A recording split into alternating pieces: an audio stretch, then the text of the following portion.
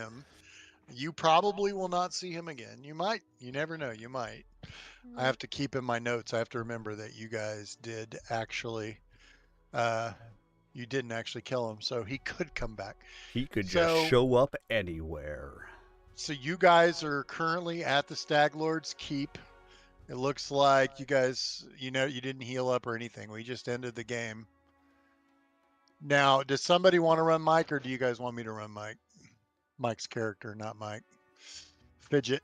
I know he's kind of complicated because he is a kineticist. I don't mind running him, but if somebody wants to try, just let me know. I think I'm good with not running him. Yeah, because I don't know that much. I struggle with running my own character, and I have no idea what his is capable of, so that would just be a long. I was drawn-out process. mostly talking to Tim and Troy since they've been playing longer, and Deb doesn't like playing multiple characters. So okay, I'll run him for now, unless you said you wanted to, Troy. No, I don't know his character well enough. I mean, the other one I was running was at Bombardier guy or whatever, and that was pretty easy, I think. Yeah.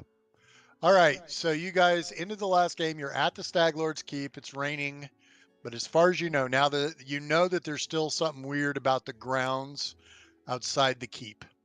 You know that when you stood on it, some zombies spawned, and you guys ended up fighting, I think, a total of 5 zombies. When the old man got up in the middle of the night, you heard him cursing at the zombies when he escaped. So you think he probably woke some zombies up too. But it seems like after a while, if you don't interact with them and you don't kill them, they go back into the ground. So you don't know if there's an endless number of zombies, if there's a finite number of zombies. You just know that there are still zombies that can come out of the ground, even though you've killed 5. So let's see, what time of day did we stop the last game? Let me look. It is late morning. Are you trying to kind of hint that we could clear out this zombie problem and turn this post into like normal if we wanted to, and sit here and fight these zombies before we move on? Well, you can if you want. You don't have to. If you do decide you want this to be your capital, you could either clear them out yourself, or you could ask Jamandi and say, hey, there's something weird about this. Can you get a group to clear it out for us? I thought there was kind of a vague general consensus that we would use Oleg's as our capital because it just kind of makes sense. Yeah, We I have- think we I have not remember that. It's a company have not- spot. It'll have a trader and all that right away. And the trader will get better. I'll say we really haven't come to the determination yet on which place we're going to end up. We talked about it a little bit. Yeah. It'll be something that once we get back there, we'll as a group have to kind of come to that decision on where we want to have our capital, and in addition, where we would like to, or what we would like our charter to be, kind of, set up some of that stuff. Well, you've read those rules where I haven't, so you got a better idea what needs to happen after this point. But I guess I'll say because honestly, depending on what we want our overall charter to be, or what we want our kind of to say what we want our kingdom ability scores to be. So let's say we decide, what do we figure? Most everybody wants stability. Was that what we kind of landed on at the moment? Again, nothing locked in, but was that what you were saying, Chuck? Yeah, didn't we put like most of us put stability as number 1, number 2? It should be in chat, right? Yeah, Deb said stability, economy, loyalty, culture. Mike said stability, loyalty, economy, culture. Troy said, Troy's I think is way up there. Yeah, he was the first one who had something put in, so I need to get them all compiled in one place. So if the general consensus is you all are pushing towards a policy of stability, does choosing Oleg's support this decision? Well, and that's the thing, is for stability at that point, the place that gives the ability boost to stability is actually in mountains or ruins.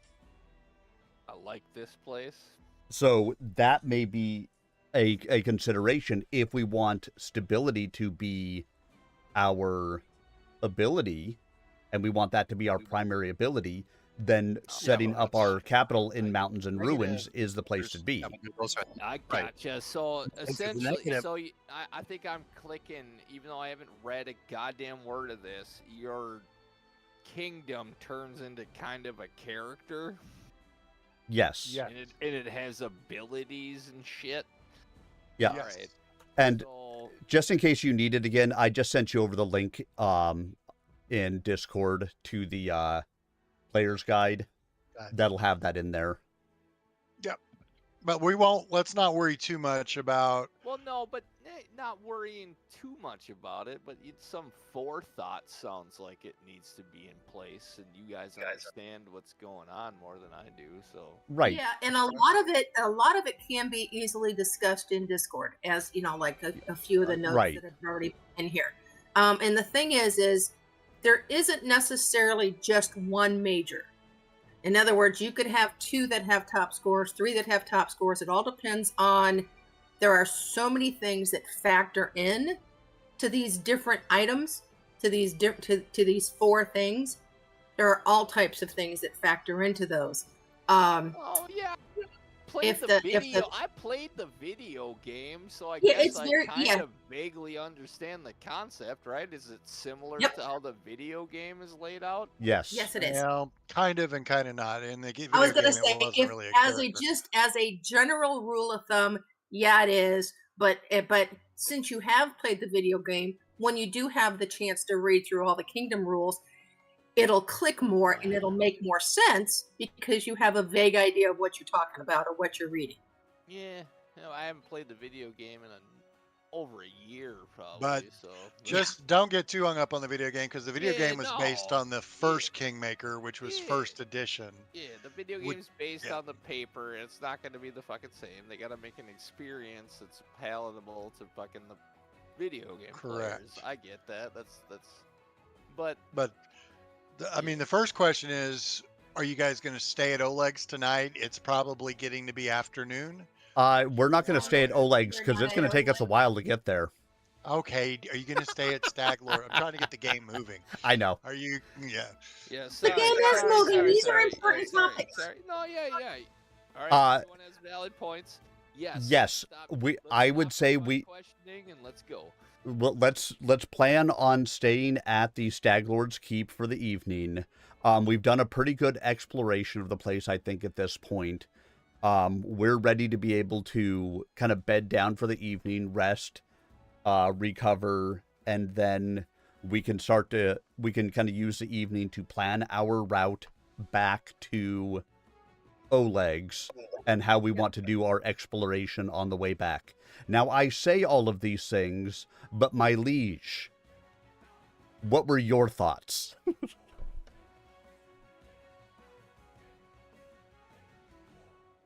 I don't know. Who are you addressing as my liege? Who's the liege? Yeah. I think he was waiting to see who responded. Gotcha. I mean, I think we know that likely. Goblin. I think we know likely it's going to end up being, I don't know, the human knight. Yep.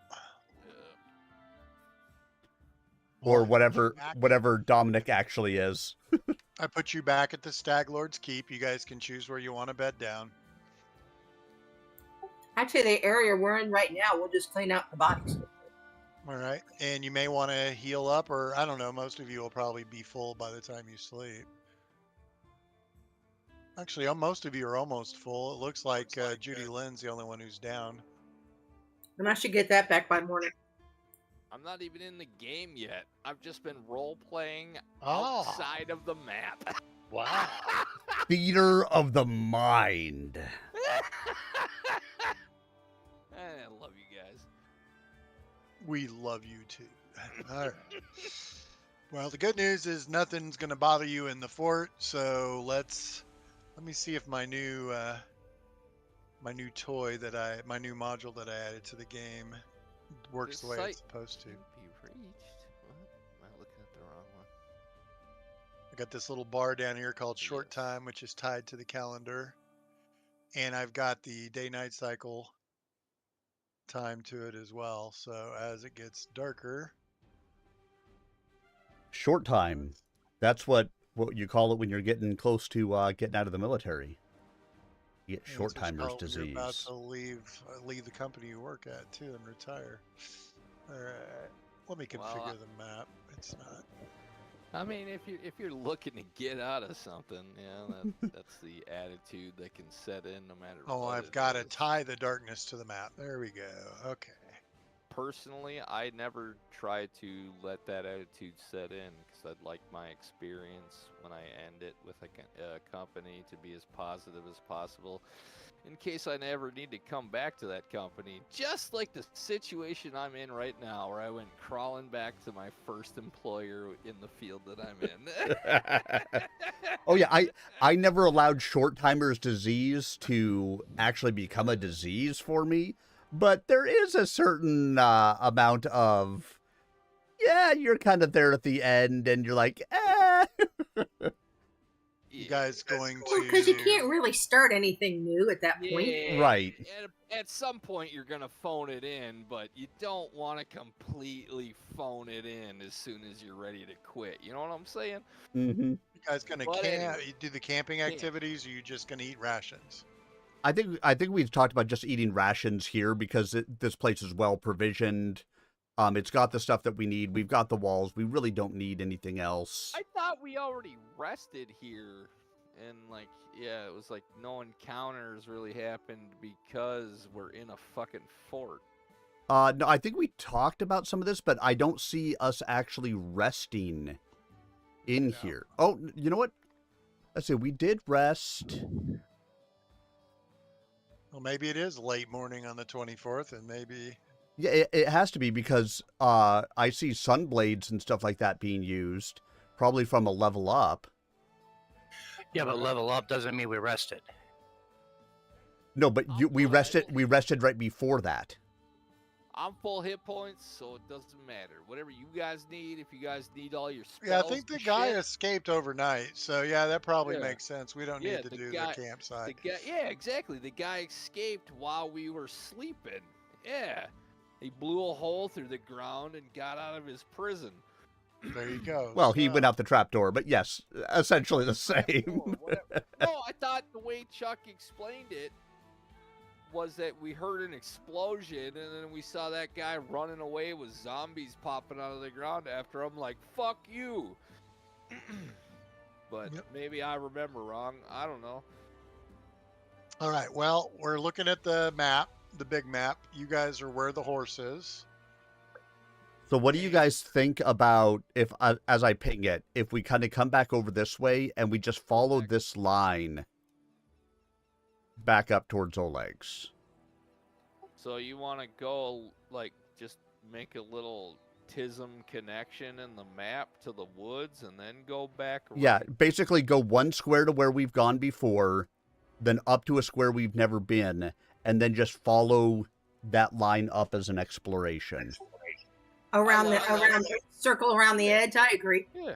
Right, that way explore we've gotten- some shit Mhm. and then explore some shit all the way back up to our spot where we're gonna probably make our Yep. castle. That'll get us 5 more hexes that will Yeah.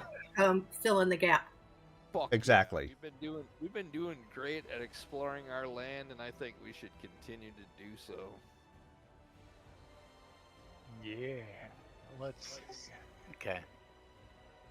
You guys So see we'll go to anything? 6.18, and then from there we'll go to 5.17. Correct.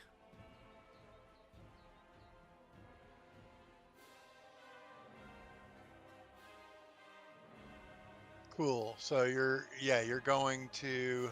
Northwest, essentially, right now. Yeah. Well, first you're going to 618, right? Yes. 618, that one's already explored. Right, but we'll Yeah, go but we'll yeah, go we get there, and then we'll go up to the unexplored and follow the unexplored up. So go left, go northwest, go northeast, go southeast, go east. I got you. I got you. I'm on board. Let's do it. All right. So yeah, 618 to 517 to 518 to 519 to 420. We'll stop there for a smoke out. Then we'll go to 320, 220, 119. Yeah, I like it. Let's explore as much of the kingdom as possible. If you want, we could even, you see this whole highlighted area of this region? Is this whole region in our kingdom? Yeah. We could explore this whole thing, clear the woods. We've explored there. Or are you talking about over on like do you have the hexes turned on so we can see what numbers you're talking about? I gotta turn the hex button on here. Toggle hex controls. So 516, 517, 417, 317. You know, that whole forest area right there. Yeah, we've explored all that. You've already reconnoitered all those. Oh, well, my map doesn't show that. Why is it not showing that? You got to hit the hex button maybe too. He just did, but it's not. No, but it's not showing it as highlighted like the other areas that. Click on the token. Click on your party token, and that changes the map sometimes. Yeah, not sure why, but yeah, we've been through that entire forest. Yeah, it's not. The map looks funky then. Okay. Well, then disregard my fucking comments and yes, let's do whatever you're talking about to completely, you know, search this space that I was talking about too. Yeah. Right. Yeah. All right. Let's see. We got him. All right. Hang on just a second. Let's see. Copy. Coffee. Yeah, about that zone, the green belt, like only a third of that looks explored in my map, let's say. So maybe try hitting F5 to refresh. Sometimes it's wonky that way.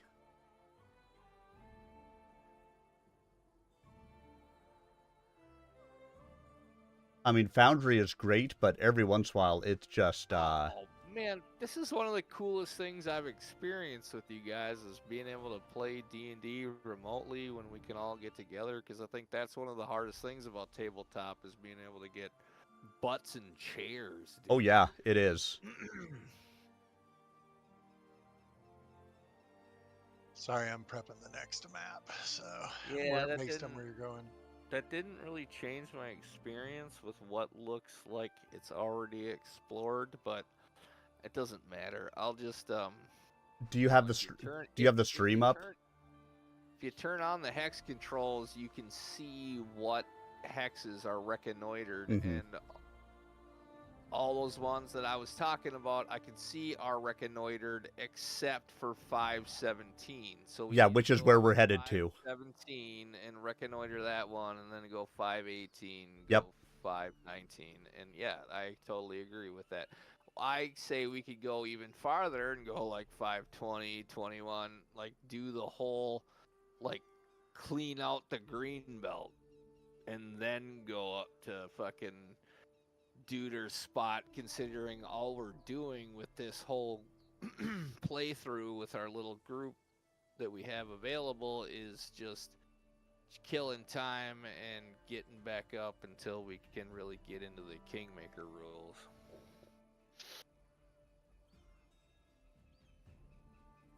Well, let's see how our timing runs tonight.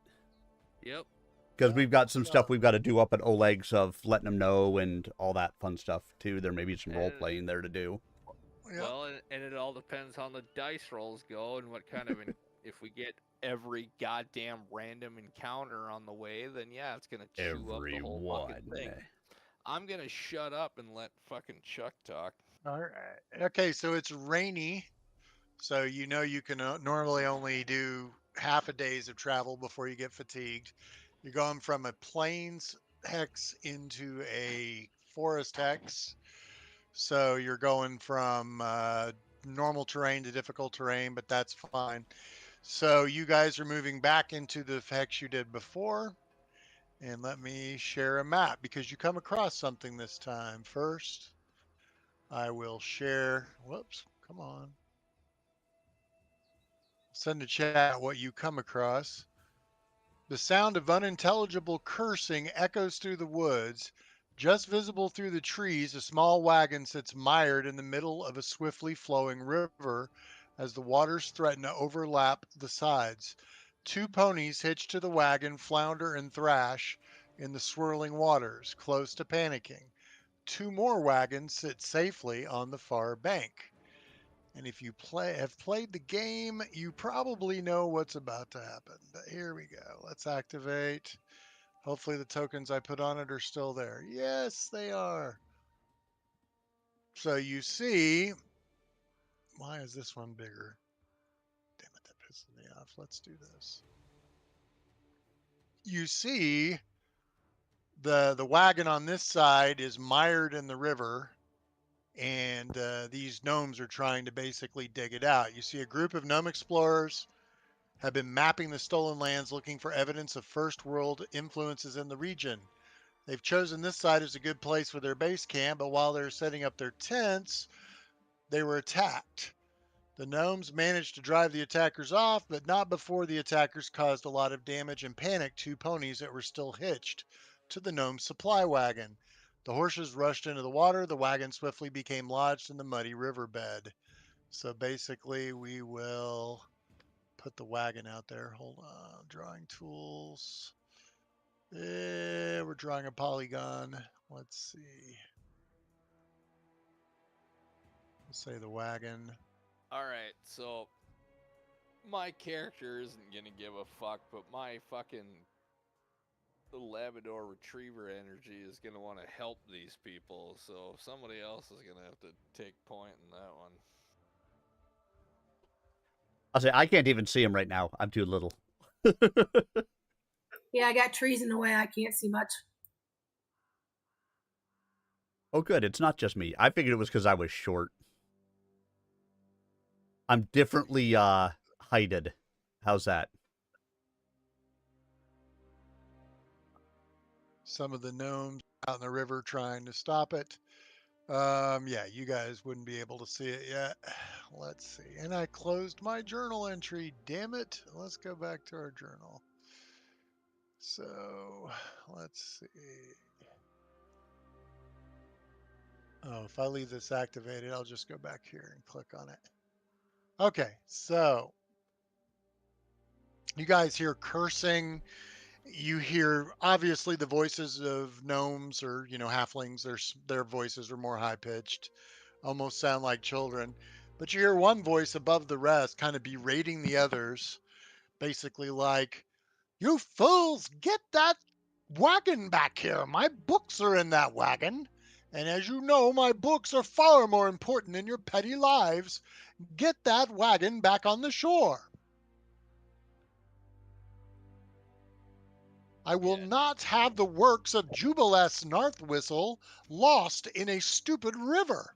We could totally help this guy, and he's probably gonna be an asset to us. And we have a bunch of horses and shit. We should go fucking help this. Yeah, guy. I only put the. I agree. He is going to be an but- ass to us. So as you get closer to the river, you see a bunch of gnomes, probably 8 or 9 gnomes, and the guy who's yelling looks like this. He's got these octagonal spectacles on. He's a gnome. Let's see. Let me do something real quick. Why is my map? All right, let's see. I will roll. Let's see. Recall knowledge. This would be. I'll add all the players. I think I'm going to get rid of the riding dogs. I don't think they're going to make a roll. And let's see, what skill would this be? This would probably be, oh yes, definitely that one. And I'll have you, I'm just going to do the rolling real quick. Let's see. Raven and Fidget, because I believe Fidget is a gnome. Fidget is, what race is Fidget? Where does race show up on these stupid sheets? Should be on the front. Yeah, he's a gnome. So both Fidget and strangely Raven, I don't know why Raven would know this because Raven, it's not like Raven hangs out in cities, but they know this is Jubilest. His name is Jubilest Nartwhistle, who's a very famous, or Narthropple, sorry, Narthropple. Jubilost is a well-known cartographer and historian. His works have been cited. Now, there are a lot of people who think he's a crackpot, but most people think that those people in the know think he's a genius. But he is very well known for his rude manners and lack of empathy for a lot of people. Hey, he's got autism. Basically, he's on the scale. All right, so hopefully we didn't trigger anyone with that. Sorry, folks, if anyone was offended. What are you guys going to do? You hear, like I said, you hear rushing water. You hear struggling gnomes saying, "We're trying, Jubilest. We're trying. We will I save say we the get in there wagon." with our horses and help. All right, so you basically, okay, so we're going to go into initiatives. Hold on. Let me do this. I will do Jubilest and all of you, and I'm going to, because this is a timed encounter, not the corgi. Who else do we got? Let's see. 1, 2, 3, 4, 5. I'm missing somebody. Who am I missing? Oh man, stop that. Okay, there's Dominic. If you Where have is 5, Raven? that's it. Where's Raven at? I'm with the corgi. Okay, you must be under the corgi. Yeah, Maybe. here, let me move the corgi. That's who I couldn't click on. I'm going to put you in initiatives and I'm going to roll it, but not because you're in combat, but because this is a timed encounter. Jubilost will basically he will represent the wagon because you're trying to save the wagon from being destroyed, and this will be the initiative the wagon acts on. All right, so Picklock is first. You basically have 6 rounds to act before the wagon is lost. The wagon is out of ways, so you'd have to swim to get to it. It's 15 feet offshore, so I probably should have moved it out a little further. Let me see if I can move the drawing. I think I can. Yeah, you should be able to. I believe. Yeah, let me move it out 15. Let's see, 5, 10, 15. It's 15 offshore. Okay, there we go. You have to get to the wagon. The ponies are still hitched to it, so there's a couple of horses out here. I guess I should put some horses out there. Let's see. Who's the biggest, strongest looking person? What, in your party? In general, in the situation in front of me on this shoreline, who is the biggest, strongest looking person?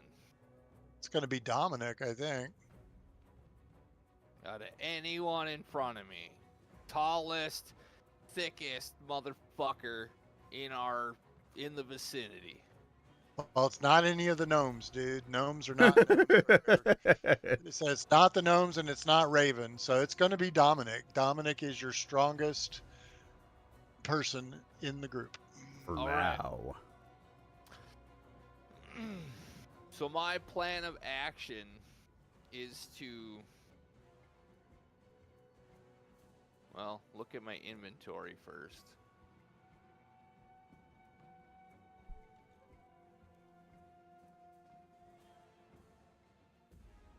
And I don't got shit.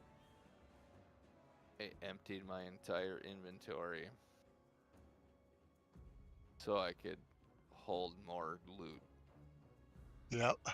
I have no adventuring gear on me whatsoever. Also Other loot. than a water skin, chalk, and flint and steel. Alright. Alright. So my first point of action is going to be say, we need rope. Do I see any rope anywhere? Let's see what kind of stuff the wagon has. He says, yes, we have rope, but it's in the wagon. I don't know if any of you have rope, but their rope. By the way, you can always look on the stash.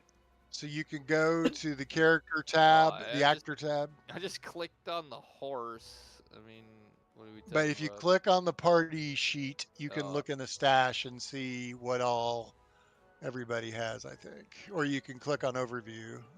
Where Maybe is see that what everyone one? has. Actually, it's not going to show you what they have. It's only going to show you their abilities. I see So, the camping and I see miscellaneous right now. yeah, it doesn't show what's on their character sheet. So, I don't know if anyone has any rope or not. You guys can all check. Does Dominic have rope? Doesn't look like it. Dominic has grappling hook with rope. Boom. Oh, okay. I'm not Excellent. seeing it on your sheet, but It's oh, on I my do see equipment. grappling hook. Equipment, yeah. It's with the grappling hook, right? That's All right. correct. Ah, The there you go. ponies are still attached. I think one of us, Dominic, if you can do it, or I can do it, let's steer our horses out there, grab the ponies, and with the horses' help, we'll just grab the lead and help get the ponies with our horses to drag this thing back on shore. If you want to do it that way, sure. I was just going to run out there and attach a rope to the wagon. And especially if it has a grappling hook on it, and detach the horses and we can pull the wagon back. But whatever you want to do. Oh, that sounds okay too. You just have to wait till Dominic's turn. Yeah. Right. So what are you going to do, My Picklock? action would be to be like, hey, who's got rope? And then you could be like, I do. And then I'd run by and grab the grappling hook and the rope from the biggest guy in the party and try to run out there and jump on that fucking wade Okay. out as far as I can and then leap towards the wagon and attach the grappling hook to it and then climb towards the front of the wagon and hack the fucking bridles with a fucking sword to detach the horses so that we can save the wagon. All right. So speaking is a free action. You will move as an action to Dominic, and Dominic, you going to let him take your grappling hook? Yep. So you move to Dominic as an action. You grab the grappling hook as an action, and then you can run. You've got another move action available. You can move up to your speed wherever you want to go. Is what? My speed was what? Where does it say the speed? 25.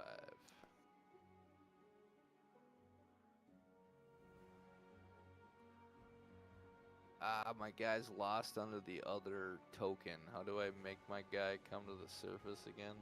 Press Z. Right click or Z. Yeah, press Z. Z. There we go. That would be 25 right there. But Okay, and that will end your first turn. Make ready. All your right, turn Fidget. comes. All right. Make ready. Your turn Let- comes. Let me look at Fidget and see if there's anything he can do. He's like, He sets it on Jubilest- fire. Jubilest Narthropple. Oh, I'm in the presence of greatness. Let's see. How does this work? Oh, that's pretty cool. Okay, so he's going to be heroic because he really likes this guy. So he will, let's see what his speed is. His speed is, where in the hell is I mean, if his- he's Lightning McQueen, he is speed. Jesus, dude. Let's see. I gotta find speed here. His speed is these sheets. Oh, 25 feet. There we go. Okay, so 5, 10, 5. Then he'll move another. Actually, he should be able to move there. Then he's going to use an ability he's got. He's going to use a focus spell called Dimensional Step. He will cast Dimensional Step. I don't know why he only has 2 focus points. He has 3 focus spells. He should have 3 focus points. But okay, Dimensional Step.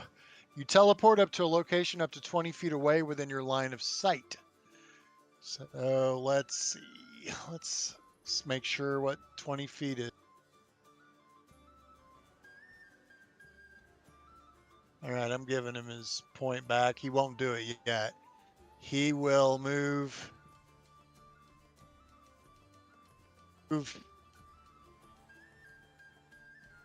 up to 5 feet out. You can move up to 5 feet out in the water before it starts getting too deep. Beyond that point, he'd have to swim. He says, I've got a spell. I can teleport on the thing to try to help get the horses free. So I will teleport next round. So he basically moves and ends his turn there. It's your turn. Raven is up. How deep is this water? Up to where Fidget is. So like 2 squares out into the water is, it's probably up to Fidget's neck. So let's see. It's probably 3 to 4 feet deep out to here. And then it quickly gets, over your head. So then it gets to like 10, 20 feet deep. Okay. So out here, it's probably 20, 25 feet deep. That's what I needed to know. So I am on my Corgi. I'm going to leave the Corgi here, but I'm able to use its movement speed for now.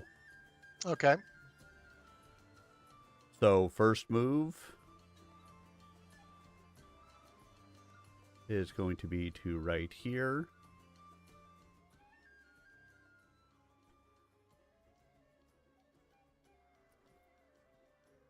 Okay. Second move, I will get to,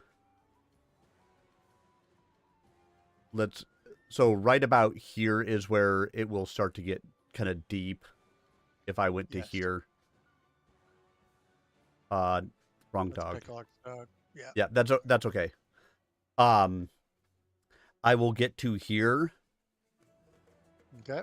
I will shout out, don't hurt the shark. What? Oh boy, here goes Druid Boy. Yes, here goes Druid Boy. Watch his token, everyone. This is pretty cool. I love this. This is why Foundry rocks. Come on, Druid boy. Yeah, he got all big. Now what? Oh, And he should look like a splashed in- shark. Oh, There he is. turned into a fucking shark token. Woohoo! Ah, that's awesome. I just turned into a fish.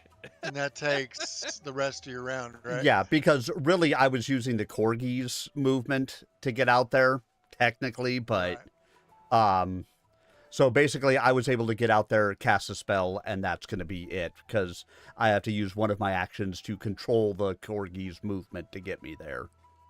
Right, that's cool. So I'm able to get out there as the shark. Yeah, you got quite a few people that can get out there without swimming. That's awesome. All right, Judy Lynn. Well, first I have to move to where I can see what the hell's going on. Which should be fun because now I can go out there and I can help to push as a shark in the deep water.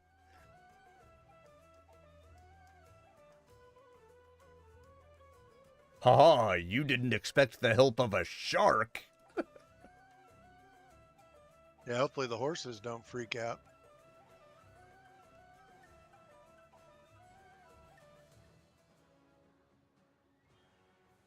Well, let's be honest. these horses have absolutely no idea what a shark is. That's true. Not a lot of fresh river sharks around here. No, not so much.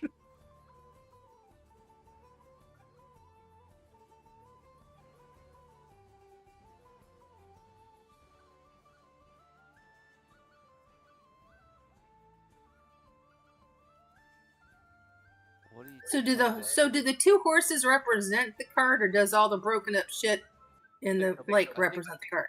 The red thing represents the cart. That's the cart. Oh, okay. The red thing is the cart, and then there's the two horses in front of it. Gotcha. Yeah. Okay. Guess what do you plan to do, Tim? Try to grab their reins and fucking pull them back towards shore or something? Oh no, I'm doing nothing with them, but I will try to help muscle the cart back towards shore. Gotcha. So you're Because I can get underneath with water breathing, and because I can't breathe air right now, but I can get underneath and I can try to lift up and push and do all that stuff. Homeboy wants the cart. We need to make sure that thing doesn't drift any farther offshore. Yeah. All right, guys. Let Deb let me know what she's gonna do. Sorry. There's not much else I can do. I don't have a rope, and there's way too much water for me to actually swim my horse out there. All right. So I will try to keep an eye on things, and I will. Actually, I think I'm going to shift up the shore more so that if anybody's getting hurt, I can throw healing. All right. There you go. Yep. All right. All right. And you're on your horse, correct, Julian? I am. Okay. I don't have everyone's horses on the map because it just gets too busy. But Exactly. if I need to bring them out, I can. All right, so I have a riding horse. It's 30 feet is its movement. So obviously I'm going to go here. And I'm going to actually see if I can get the horse to swim out to, because the horses out there that, out here, they must be on the rocks or something, right? Or are they swimming? Or are they drowning? They're drowning, basically. They're treading water. Okay. Yeah, so if you got your horse and the rope, dude, and I run out there and hook a rope onto that wagon and cut the other horses free, you can use your horse to fucking pull the fucking wagon back to shore. You feel me? Yep, and I can help do that. So if with the shark on the other side pushing. If you're going to try to make the horse swim, I think you would have to command the animal. Right. No, I'm not gonna. I'm saying you don't really need to go in the water. I understand what you're. Right. I got you. I feel what you're doing. Okay. So I'm gonna stay here. Once Picklock gets on the wagon and secures the rope or the grappling hook, I'm gonna have one side of the rope. He's gonna have the other side. Once he secures it to the back of that wagon, I'm gonna start pulling that wagon back. You're gonna try to dredge it out. Okay, that's cool. I get you. Is that what you're thinking? Yeah, dude. That's Picklock. Okay, sounds good. I smell what you're shoveling. Yeah, all right. And the shark is going to get under it to try to give it more buoyancy to push it exactly. towards Yeah, the shark can help pull it in. You guys and your horses can fucking pull it in, dude. I work construction, dude. I'm a problem solver, dude. We can drag this wagon back in. Let's get this motherfucker. All right, round two. Picklock. What you gonna do? Jubilus is like, what are you doing? A shark? Jesus. My plan would have been to run towards the water and leap as far as I can. So normally you can leap without making a jump 10 feet horizontally if your speed is at least 15 feet. And what is your speed? 25. Okay, so you have to at least be 30 to jump 15. So instead of jumping, you're going to do a long jump where you stride, which you've done, and then attempt a DC 15 athletics check to make a long jump in the direction you were striding. If you didn't stride at least 10 feet, you automatically fail your check. We'll assume the striding is part of the movement. So I will throw an athletics check into the chat. Just make that roll, and if you roll high enough, You leap up to a distance equal to your check result, rounded down to the nearest 5. Yeah, I'd like to use a hero I point. bet you would. All right. Because you get to the shoreline, you tripped on a pebble and said, Oh my god, that's fucking Well, better the good because news of the is hero with point the thing. plus 10, which by the way, the guy in the other group doesn't. So you leap up to the distance equal to your check result, rounded down to the nearest 5. Damn, if it had been a 20, you would have jumped 5 feet times 4. You would have jumped 20 feet. But it sounds like you jumped 15 feet at least, based on that. So Oh, so I'm short. I jumped short. yeah, you're gonna land in the water right there. All right. Let's see. You succeeded. But do I have enough movement to get onto it? No. Well, first we're going to have you grab an edge. So hold on. Let me. Oh, I'm close enough where you're allowing me to get onto it. Yeah, I'm gonna say you're basically right there. You just came up a little short. So we're gonna grab an edge, which is a reaction. I'm going to put it in the chat and make it visible. You fall from or past an edge or handhold. Your hands are not tied behind your back. You're not restrained. So what you do is you're going to you have the choice of an acrobatics check or a reflex save against the DC I come up with. So let's do this. What's better? What's better? We'll look at your 2 and see which is better. Acrobatics 10. Reflex save 12. I'll take the reflex save, please. All right. So go ahead and just make a reflex save in the chat. And you do it public. There you go. Congrats. That is, I won't say it's not quite a critical, but it is definitely a success. So if you have at least one hand free, you grab the edge or handhold, stopping your fall. You don't take any damage because you didn't really fall. You just jumped horizontally. So you've grabbed onto the edge, but if you critically succeeded, you actually would have pulled yourself up. So I'm going to put you here. You still have an action left, or 2 actions left actually. You would need to make a athletic skill to pull yourself up, and it's a real low DC. So yeah, just make an athletics check.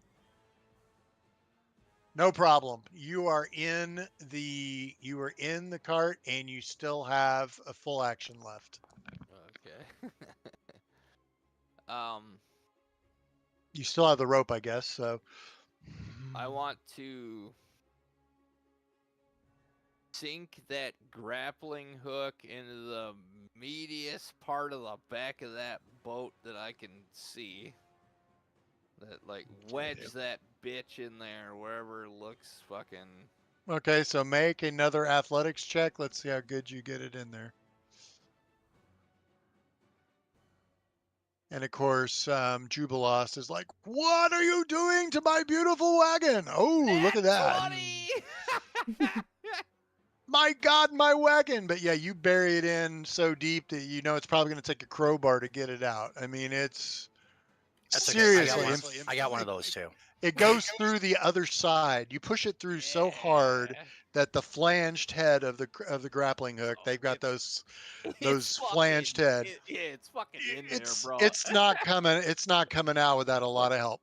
When I hang something on the wall and I put my 200-pound ass on it and hang on it, what I usually say is, yeah, that's not going anywhere. That's right. So Fidget will now use Dimensional Step. So that's the end of my turn? Yep, I went ahead and advanced it. Oh, yep. Thank you. You're welcome. So Fidget can teleport approximately 20 feet. So he's in there too. He does that as an action. He will actually make it all the way to the front of the cart where he was. So I'm going to put him there. He is going to reach down where the horses are attached. Let's see. Harnesses have harness 4. It's a 2-action interact activity to unhitch one pony. So he unhitches the pony on the left. So I'm going to move it over 5 feet to represent that it is free from the cart. And he says, I don't know if we can command it to swim or somehow get it to come back to the shore, but it is now free from the cart, because trying to pull that cart out with the ponies attached is going to be a Herculean effort. So he uses 2 turns to free it, and he says, next turn, I'll free the other one, and then the cart will float free. It is your turn. Raven. All right, I will go ahead and just swim out here,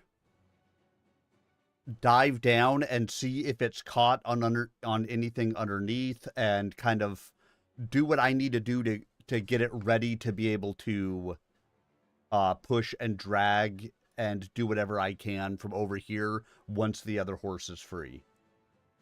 Okay. It's a little bit on the rocks. Honestly, if it wasn't on the rocks, it would probably have already sunk. But it kind of landed, the lip landed on the rocks, and the rocks are what are holding that end up, and the other end is starting to founder. So you definitely can get under it. Yeah. Hey, All right. Get under it and keep it buoyant. There you go, bud. Yep. Judy Basically, Lynn. I'm there and ready, as needed. Right, Judy Lynn, are you going to? I'm going to go next to Dominic up here on the shoreline so I can help him with the rope and pulling it in. We can just back our horses up. Both of us hold on to that rope and put it around our, saddle horns and back up to help pull everything in. Okay, cool. How's your nature? Can you command an animal? Me? No. Okay. I didn't know if you had any nature She might. check at all. I don't believe I do, but I'll double check real quick. You are Okay. trained in nature. I think we'll be fine, guys, with the shark pushing and the grappling hook in there and the horse just almost free. The question is, do you want to save the horses? Yeah. That's what I was thinking. Fuck them So, horses. dude. well, actually, Sure. They yeah. can Okay, go ahead. swim away, dude. They'll be fine once they're cut free. They're horses. They'll fucking be fine, dude. Once they're not tethered to the wagon that's gonna try and drown them, they'll fucking swim away if they can. Well, she can try. I mean, she's not necessarily doing anything else. If she wants, she can try to command the one horse that's free. May as All right. well. With a nature check. I can put a Can I nature check? check. Just for a nature check? I put one out there for you. Yeah. Yell, yeah. Thank you.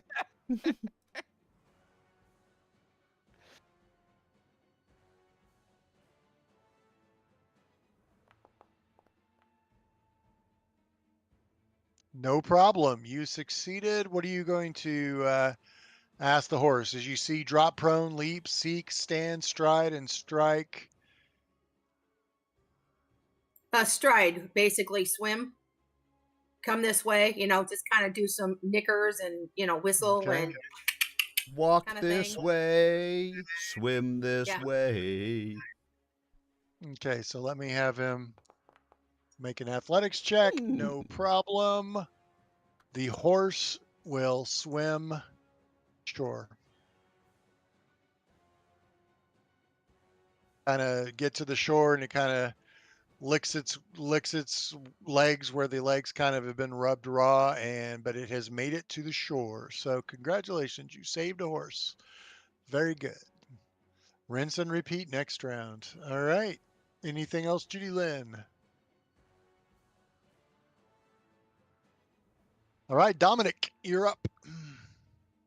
Well, I can't pull right on because I think if we try to pull that, that We horse have is to- going to be too yeah, much. we have We to could hold try the it. way the horse is related. Right. So May I suggest you stay your action until the horse is free, and then your plan of action is to yank as hard as you can with that rope wrapped around the Okay, fucking right. center horn of your saddle. So you could delay if you want. I can Yeah, put you okay, right yep. behind Fidget. So I will move you. First thing I'm going to do is, I will delay and go about right behind either Picklock or Fidget. Because Picklock, you're not going to move, are you? You're just going to stay there? Or are you going to try and... Well, unless I need to participate in freeing this wagon, which was my plan of action, but if the other character can before I do, then... Well, no, I'll be able to do it first. You'll actually be able to do it first, and then I can go, and then Fidget can do something else. Right. Yeah, so I'm going to go up there and free the other horse, and then you can pull. Okay, so, yeah, sounds you good. should So delay your action until right after me. Right. So first thing I'm going to do is I'm going to yell at the gnomes that are in front of me or around me, go and get that horse and, tie it up, pointing to the other horse. And then, I'll just delay until Picklock. All right. So let's go ahead. We'll go Get to round ready. 3. Your turn comes. And then I will move Dominic. Get ready. Right there. My turn comes. All right. Picklock. So then I would move, well, I don't know, right there. God, you guys may do this in half the time they gave you. That's awesome. All right. And then, I'm going to want to free that other horse. Just undo it. I don't need Okay, to so get to it with the make it sword, right? free, it's just a 2-action interact. You don't even have to make a roll. You just unhitch it. So it uses 2 actions. So you used 1 action to move up there. Well, and okay, then hold on. All right. I want to use quick draw and just take a sword out and slash it. All right. Let's see. Okay. You've got your sword out. Make an attack roll. You don't have a target. Just make a normal attack roll. How do I bust that out? Just normal. I think you just roll it as if you're attacking with your rapier. There we go. Yeah, if you go into the into your there you go. I got it. No problem. You hit. It's not a crit. Roll your damage.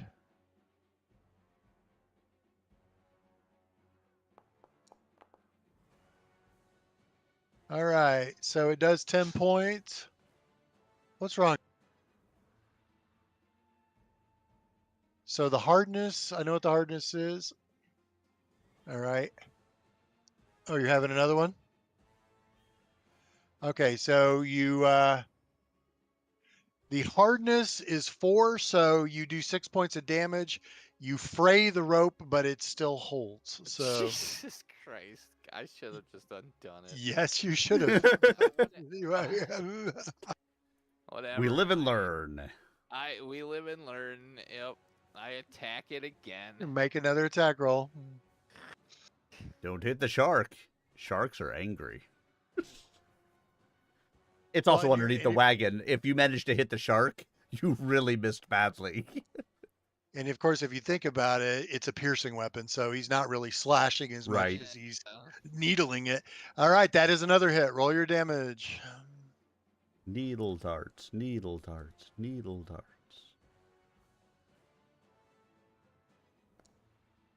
Okay, another 8 points. So you manage to break it. You don't cut it all the way through, but you break it enough that the horse is able to shrug itself free. So you achieve the broken threshold of the item. So it is now free, but that did use both of your actions. So the same outcome in the end. Whatever. It's free, so now it's Dominic. All right, with the help with Jude Lynn, we will both start moving backwards, pulling the cart. Okay, so heave ho, heave ho. Calm the fuck down. Let's see. And hopefully the shark, once the shark starts, pulling, maybe that'll give us an advantage too. If he's trying to get it off the rocks, right? So what? Yep.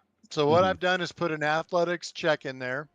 The 2 people that are aiding, basically what's happening is Judy Lynn and the shark are aiding.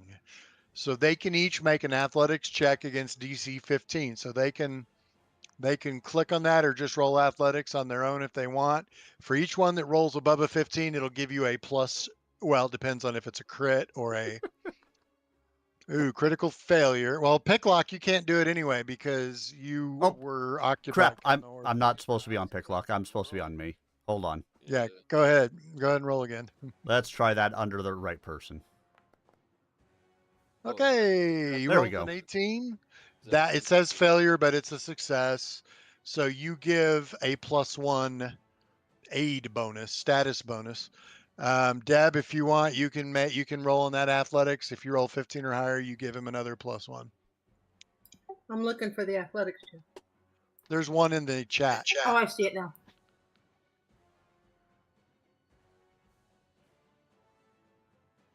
I'm glad it gave me the +9 for the animal form because I would have had a +0 as, me.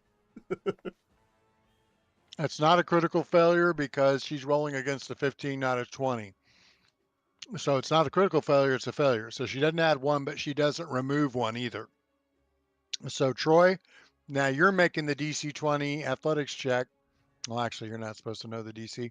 You're making the athletics check. I posted in there, but you get a +1 to the roll. So you can put a +1 in the box. What's in the box?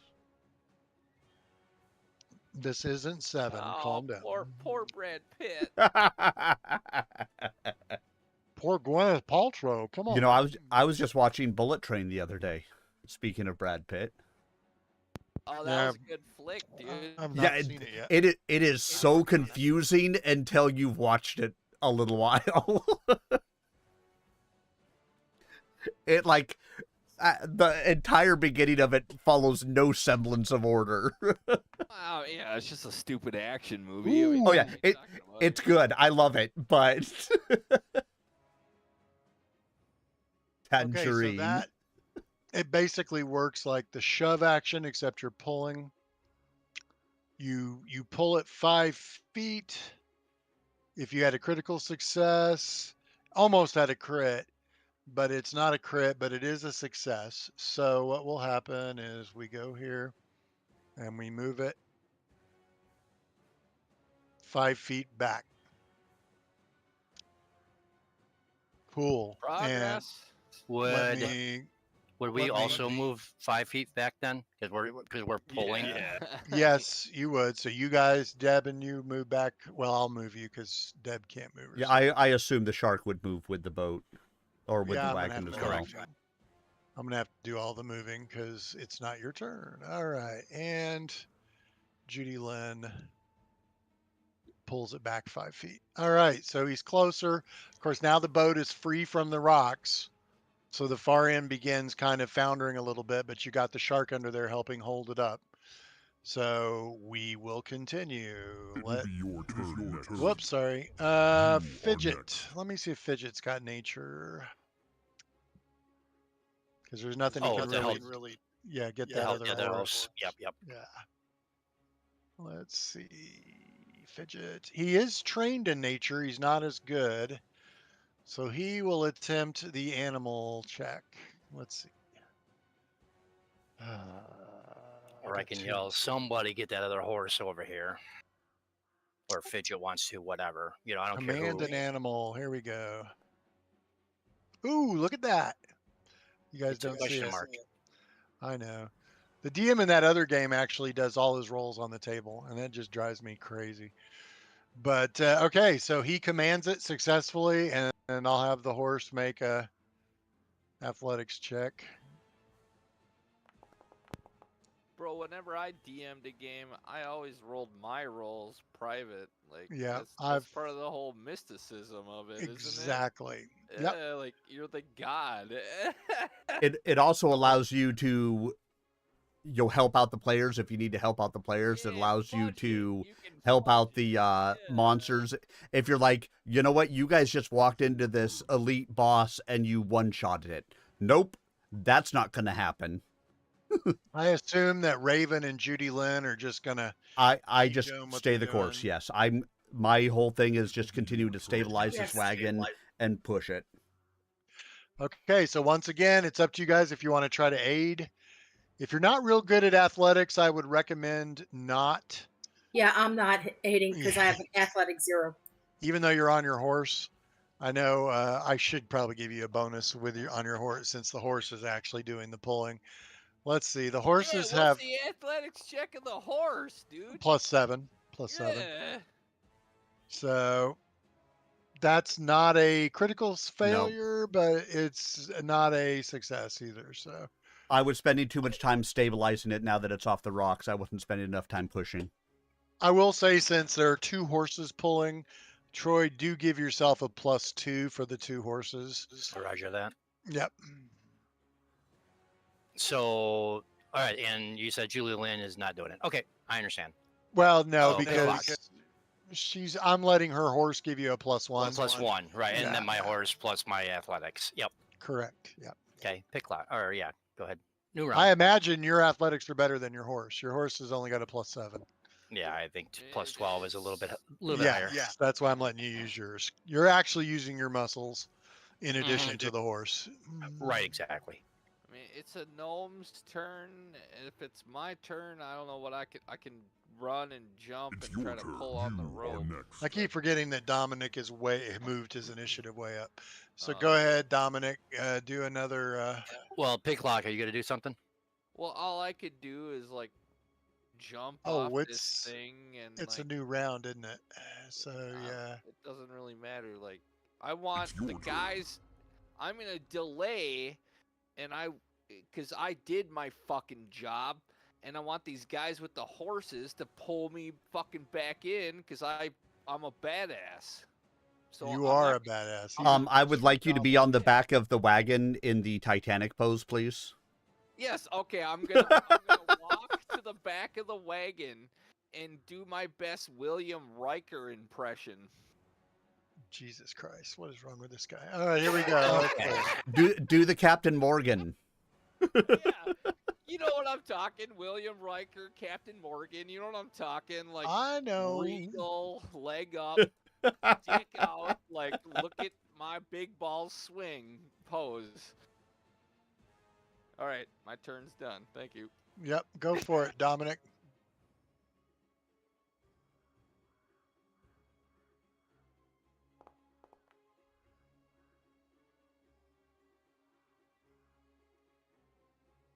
Okay, so that is a failure, but not a critical failure. So you don't lose any ground, but the wagon is still, other people may want to help if they can pitch in further. We'll see if Fidget can do anything next round, or this round actually. This round, right? So let's see, Fidget. Let's see. He might have a magical. Oh, hold on. Let's see. Channel elements.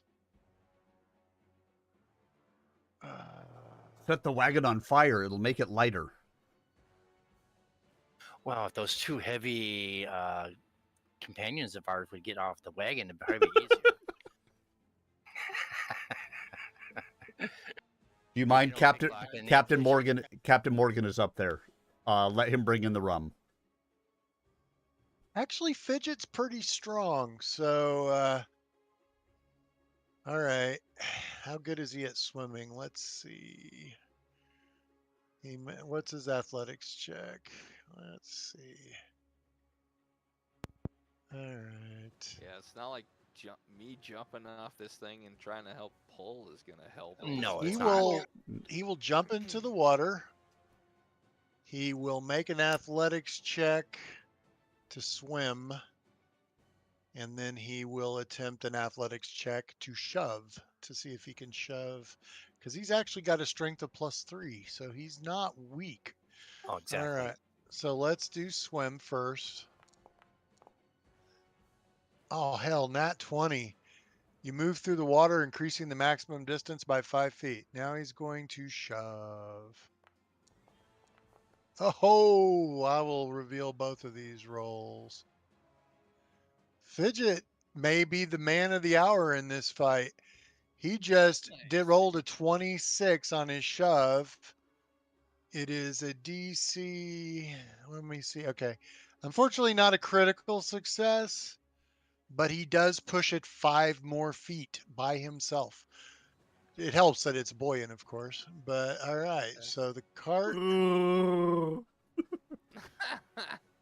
goes another 5 feet. If you can get it 5 more feet, it's basically going to be safely on the ground. So Picklock's there, the shark is there, Fidget is there, and you guys didn't move because he did it.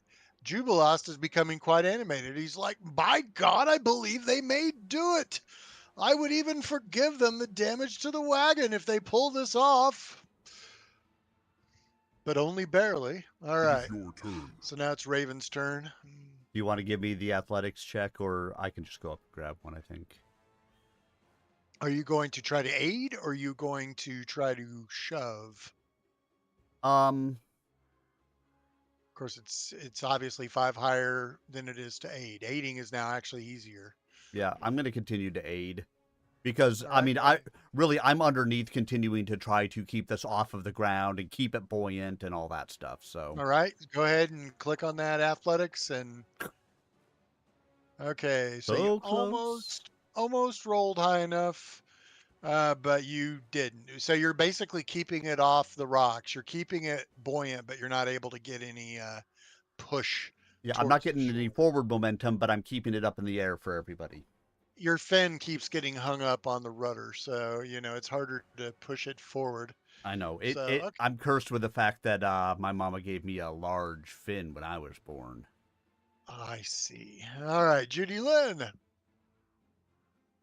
I'm just going to continue to help Dominic with this pull and letting my horse do the work since, it's better. Horse. It is your turn. All right, round 5. Every round, the thing is getting deeper in the water, even though you guys are fighting.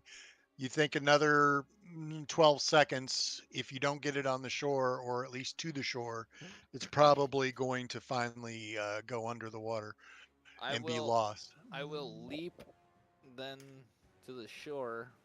You can leap 10 feet without making a roll. Or if you make an athletics roll, you can actually jump. I wanted to be on the back, but I was. Well, you would have moved. You would have moved to the edge of the boat, and you're only 10 feet from the shore, so you don't really need to make a jump. So you just move. Yep. Jumping to the shore, and then I want to aid pulling. Even I don't have a strength bonus. It's just I got +0, so I want to help pull. I'm gonna help pull now. Okay. Now that we're close. All right. Then we'll get to Dominic. Okay, so Dominic, you're gonna get at least +2. Picklock, go ahead and click on that DC 20 athletics check thing. The athletics I put in the chat. Like where it says Raven. Yeah. Right here. Yeah. Okay, you give him a +1, so you have a total of +3, Troy. On your athletics check. Yep. Oh boy, pull that fucking wagon in. Pull that fucking wagon in.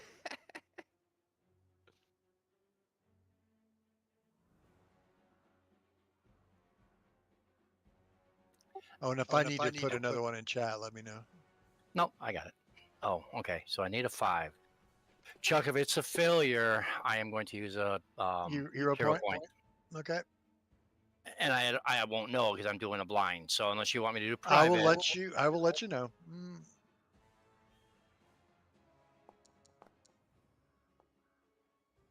VTT. Wow, almost a crit. Almost a crit. So, but you are successful. You pull it far enough on the shore. Let's do this. You basically pull it up to the shore.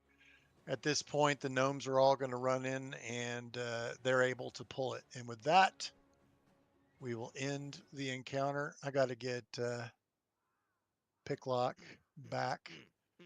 But you did manage to save the boat, and you save the horses. So you all will get 30 experience points for that. That is a successful encounter, and I will auto-assign that. So I will move myself back to the shore and change back from being a shark. Obviously, I will change back from being a shark while I was in the water, because otherwise I die. Okay, swim. Let's see. You move through the water. Oh, God, he rolled another crit. You move through the water, increasing the maximum distance by 5. I forget how far you move with a swim. God, this thing won't tell you, will it? What is it? Half? I think it's half your movement speed. I think either way, he's going to get into the shallows with even only 10 feet of movement. So he comes back soaking wet, but on the shore. He uses his fire ability to dry himself off. And he'll volunteer because he can control elements. He can heat up the air. So Jubilest is like, oh, thank the gods you're successful.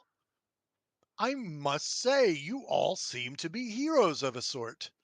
I must admit, I have words. I understand that there's recently a new king or a soon to be a new king in these lands, and I will definitely tell him that there are kobolds running free that are attacking innocent travelers. And I'm But gonna be like, yo, that's us, dude! The guys that just saved your fucking wagon! do you really say that? Okay, well, he takes off his glasses and he kind of wipes his glasses and goes, well, I suppose that brings us back to neutrality. Your excellence as adventurers is only usurped by your shortcomings as rulers, but I'm sure you'll get better with time. But in any event, I am in your debt. Thank you for saving me. Can you please point me the way to, I believe it's called Oleg's? Well, sir, we actually are going that way. We are going to do some exploring, but we'll still be there within the next couple 3 days. If you wish to No, travel with us, you and all your companions, we can definitely help each other out on that. all right. So he says, certainly, absolutely. There are safety in numbers, and if those kobolds come back, I believe you all would be quite handy to keep around. He kind of cleans his glasses and says, "Ah, you very interesting party indeed. You have a goblin and a sprite, it appears. Fascinating. I've never seen the like."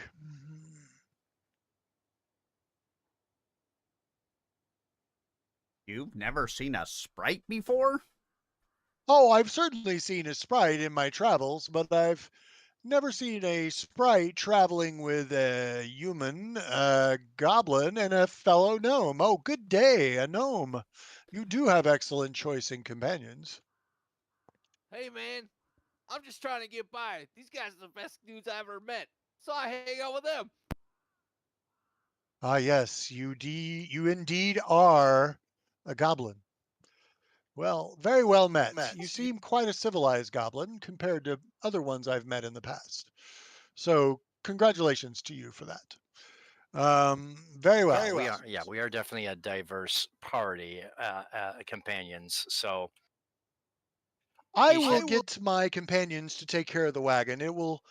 Are you guys just going to camp here, or I mean, you're in the hex. You're not going to be able to go much further anyway. Yeah, I mean, it had been raining. We weren't going to be. We didn't need to, recon the hex, but it was raining. We weren't going to make it much farther for the day anyway. So yeah. He says, "Well, there is safety in numbers. I will get my fellow gnomes to start repairing the wagon. It should be shipshape by the morning." did you really want it to be a ship again? Well, you very funny. You are a sprite, aren't you? Hey. Is there any food on that wagon? Hey. Yes, I would be willing to share Hey. my wares, but my maps are strictly off All right. off Okay. limits. You got food? You got food? Of course, I have food. Okay. You better give me some of that food, dude. We're travelers, so let's get a camp set up. It's up to you guys if you want to do the camping or you're just going to eat rats, and because you do have a total of 10 gnomes with you. So it's up to you if you want to go through the camping rigmarole or not. I say pass this time. No. But All right. I don't do anything during camping anyway, so portion of it. So yeah, you guys do what you want to do. while Yeah. camping, I definitely want you to allow me to roll a stealth check and a sleight of hand check to snoop in their wagon and see what is inside. Okay. Let's see. Let's do this. Oh, is it not on? Let's see. Hold on. Let's see. Do I have to turn it on? Let's see. It's on. Light, animation, update. Why isn't the light on? Let's see. Let's figure the color. Where's my color at? Dun, dun, dun, dun, dun. And obviously, I'm gonna want to do this at the most opportune time when it's the darkest, when everyone's the drunkest. Well, you're assuming everyone drinks. As many. He's like, I'm people that spiking the are. water. Everybody's drinking. I'm going to abstain from any substances. I am so enamored with the fancy wagon that I just helped save. I want to know what's inside of it. What is this guy Of so course you protective do. of his fucking wagon? I want to All right. steal that shit. Listen to this guy. All right, hold on. I'm trying to get the light figured out here. Let's see. Why was it doing that weird little thing? All right, I've got this will be your campfire, assuming y'all are doing a campfire. Let me do. Yeah, I mean, there's enough of us around. I wouldn't be terribly concerned about being attacked during the night. I would still think that we want to set up our watches and do all of that stuff.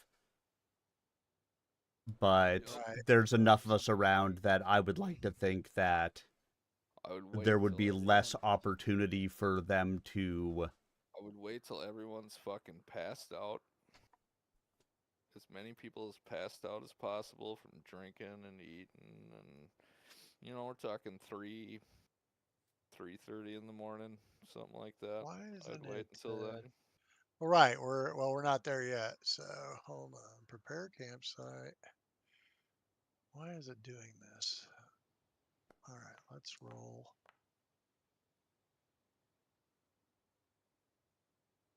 Oh, cool. Now it makes you advance the time. That's awesome.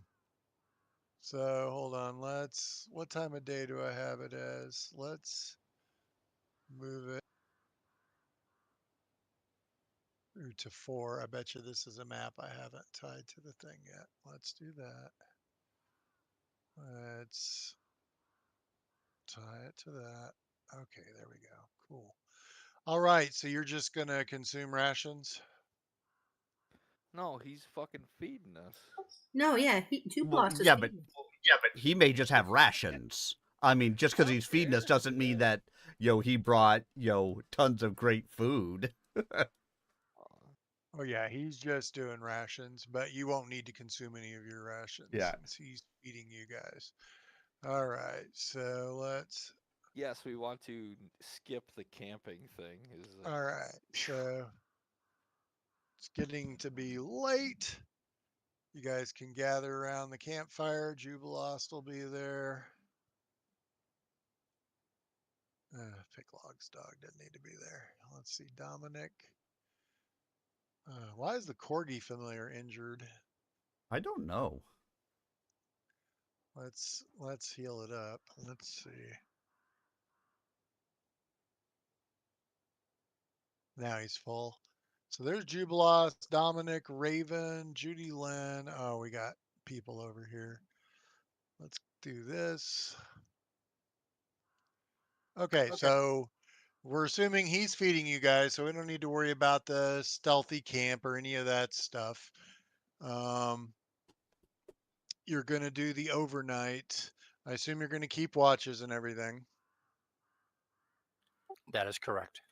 Yep. Are you going? Okay, so if you haven't figured it out yet, Jubilest is a potential companion, just like Ekendayu, just like Jathel and Valerie and Amiri and all the ones you've already met.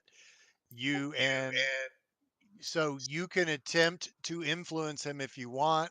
You can start tonight, or you can save it till later and try to influence him after you've gotten back to Oleg's. That's up to you guys. I mean, Yeah, if he's going to be traveling with us, I would say if he's traveling with us for the next couple of days, Might as well start trying it. Yeah.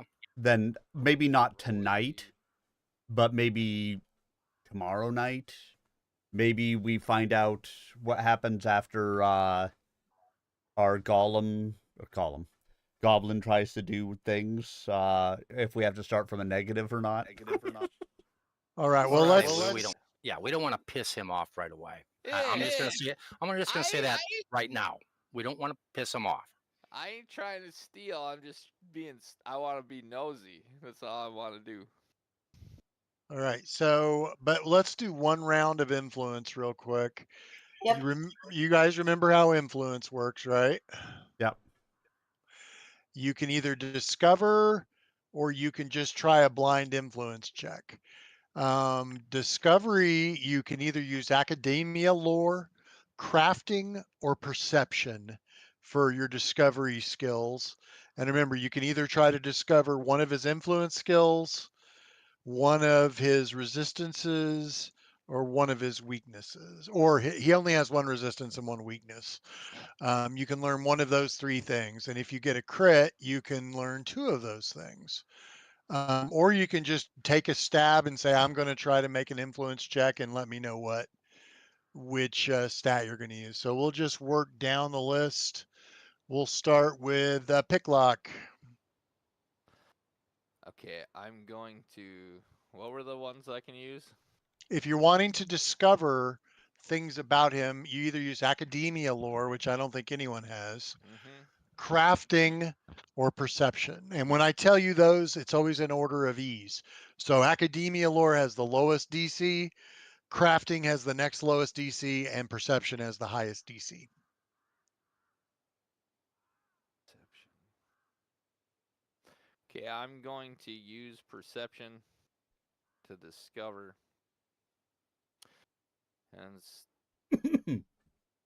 And I'm going to pester him about what is in his wagon and what I just helped him save. All right, so you're going to use perception, or? Yes. Oh, wait a minute. You're going straight for influence? Yeah, I'm not And- gonna. I'm not fuck. I'm not gonna. I'm going to scoff my goblin ways and try to adhere to your social standards. So which skill are you going to use? Well, the one that best suits me, perception. I don't think I can do anything. Okay, so you're still just okay. I thought you were going straight to influence. You were going to try to discover something about him. Yep. All right. Okay, so you're pestering him about the wagon and make a perception check. Okay, that is a success. It's not a critical success, but it's a success. So you can either learn his first influence skill, or you can learn his resistance or his weakness.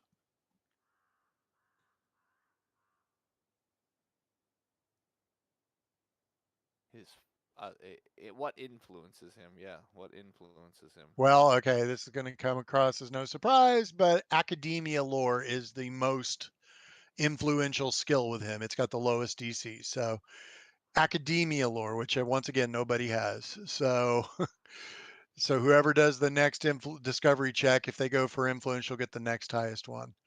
I will tell you a secret. Often the discovery skills and the influence skills are the one and the same, but sometimes there's usually additional influence skills than the discovery skills. Okay, so that is Picklock. You've learned that it's academia lore. Dominic. So what? He's like, it's a bunch of books. Yeah, he'll tell you. He says it's my maps and my books and our traveling gear. I'm like, fuck. I saved books. Books are by far the most important thing. And actually, by the way, guys, I agree with Jubilost. I think books are the most important thing. But anyway, No, but the goblin would be like, fuck, books. Oh yeah, goblins don't like books. They don't like the written word because they don't want anything written down. All right, so who's next? Okay, Dominic, you're next. Okay, so if I go straight influence, I don't know what his weaknesses are. I mean, if I go in influence, not influence, but if I try discovery, I can try what his weakness is. What would be What really, what he gets in? Right, responds to. right, exactly. Okay, so and I don't have the other two. Crafting is a +1, and that's And untrained, so I can't use it anyway. So it's going to have to be a perception. well, for discovery, you can use it. You don't have to be trained in it, but Oh, right, right. obviously you'd have to roll really high. So perception it is. Go for it. Yep. Okay. So and just basically a seek, but let's see. How do you roll?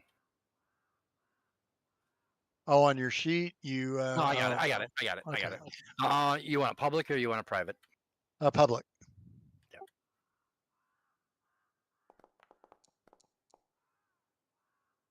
Well, that is unfortunately not high enough. So you do not detect the weakness. Okay. We only get one try at it. Well, I mean, it depends on how long you guys want to stay up talking to him. Sure. Well, I think we're just going to try the one time this, and then tomorrow we may do it longer. Do a So fucking influence round right now. Let's do it. Come on. We're all right. around the campfire. Let's do it. All right, Deb, you're next. Judy Lynn. I'm going to do. I'm going to try a crafting one. Okay.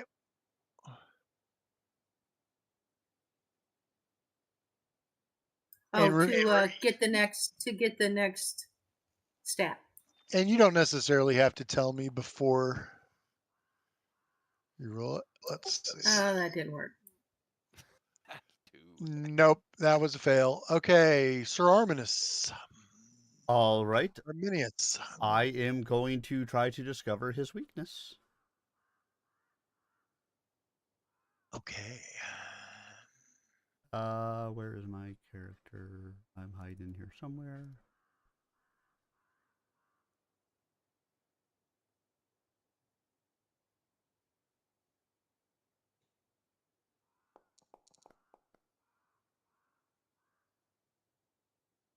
That is, I believe that's exactly what you needed to roll. Let's see. No, you beat it by a couple. It's not a crit, but it is a success. So you can learn either the next highest influence or his resistance or his weakness. His weakness.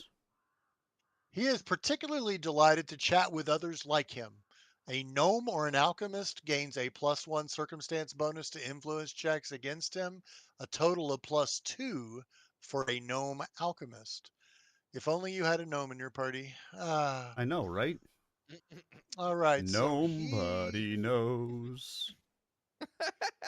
He will try. Let's see. Well, he is kind of, I think he might. Let's see if he has crafting. Hold on. Let's look at Fidget. Fidget does have crafting. He's trained in crafting.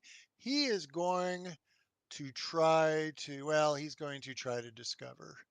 This first night's all about discovery, not influence. So he will attempt to make an impression with the crafting check. All right, here we go. Or wait a minute, what is his perception? It's only +6. His crafting is also +6. He's going for crafting. Yeah, so I will roll it. We've scored well in the past, though, with our first interactions with these characters and really bumped up their overall standing with us. So we might as well shoot for it now. Or shoot the moon, dude. Fuck yeah, dude. Let's see who's getting the extra hero point this time. It's Judy Lynn. All right. So he rolled a 25. Let's see. It is public, right? Was it already public? It was. Yep. Excellent. Okay, so 25. I'm having to look at the book, so I have to keep popping out of the game. 25 is a crit. So he will, and he gets an extra, I forgot, he gets the +1 for being a gnome. So it's a 26. So he will try to learn the next 2 influence skills. Crafting, academia lore, then crafting to talk about alchemy, and then any other non-academia lore skill to impress them with your knowledge. So the 3 that you've learned so far is academia lore, crafting, and then any other lore skill besides academia lore. So I can talk to him about banditry, and like, Correct. and he'd be like, "Yo, dude, I know all about robbing dudes. You know about robbing dudes?" Hey, he read it. He read about it in a book. All right. So you don't have any scores with Jubilost. You don't have any points with him yet, but you do know his But weakness. we could just talk to him about all of our own lores and spread our knowledge to him, is what you're saying. And he'll Correct. appreciate that. Well, yeah, he's a snob and he's incredibly intelligent. Yeah. So academia lore is number 1. Number 2 is crafting. And number 3 is any other lore. Well, I got a +7 in my lore, so I mean, I don't know. And here's the That's worth crazy a part. shot. He still has 3 other skills that he can be influenced by on top of Oh that. shit, So, dude. but the numbers keep getting higher. So academia lore is only a DC 13 to impress him, but of course no one has that skill. So that you guys you go up to that point at night doing your thingy wingy, and then you're going to rest. So Correct. let's do rest.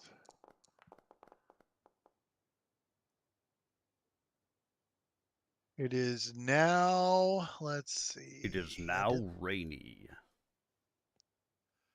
Hold on. Let's see. Where is my calendar? Hold on.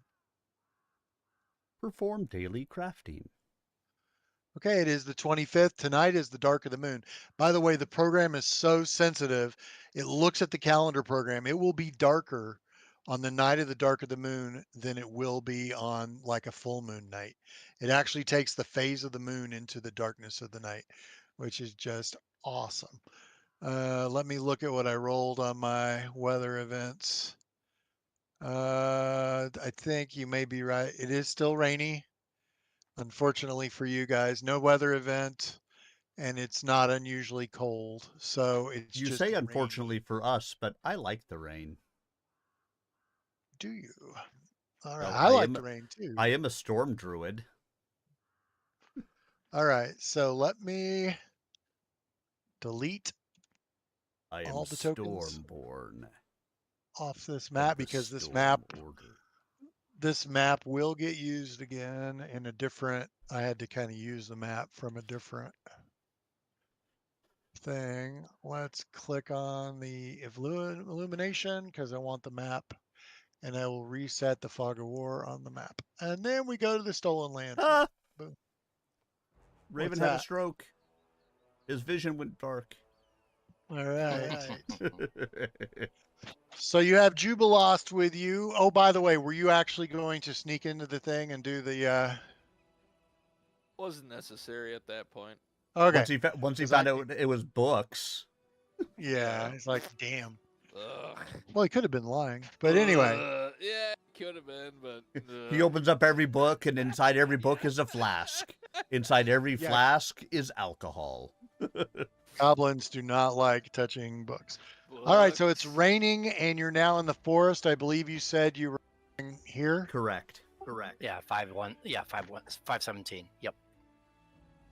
He will get the directions back to camp, and he'll grab some rations for himself out of the wagon, but then he'll send the gnomes on their way. He sends them towards Oleg's because I don't want you guys traveling with a group of 10 gnomes.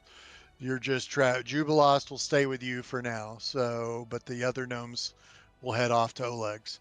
Okay, so technically you could only do half a hex in a day because it's both raining and forest.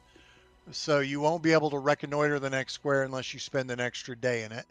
But we will move you to the next square. All right, you're in a new square. And let's see what's going on in this square. Nothing crazy in this square. It's Deb, should I have you all make a spyglass check? Just kidding. It's deep forest. The only thing unusual in this square that you come across right about the time you're going to camp for the night, you all get close to what looks like a large open pit in a clearing, and you hear a series of quick yipping barks coming from an open pit in a clearing here. It looks like the pit was once a covered pit, covered by a layer of branches, but obviously something has fallen in the pit and now it's yipping on the inside of the pit. And it's a 10-foot square hole in the ground. You'd have to get closer to see how deep it is and what's in the pit. Well, I'll get closer and cast a light spell and see if I can see what's in the pit. Absolutely, the goblin would go up there All and right, poke his face in the pit. Are you kidding me? let's activate this one. Somebody nudge the goblin in. Somebody nudge the goblin in. Let's get Jubilost. I'm pretty sure, yeah, I should have, light as Light. a, And then if anything, I'll bring out my ever burning torch also. All right, once again, I'm leaving all your mounts off the map. Okay. And let's put a hole. I said it's a 10-foot wide pit.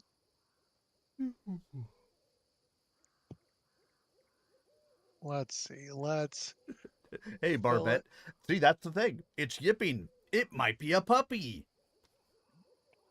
So there is the pit. Okay, so you're moving over to the edge of the pit, Tim? Yes, I am. Oh, you can go ahead and move over there. It's on the map.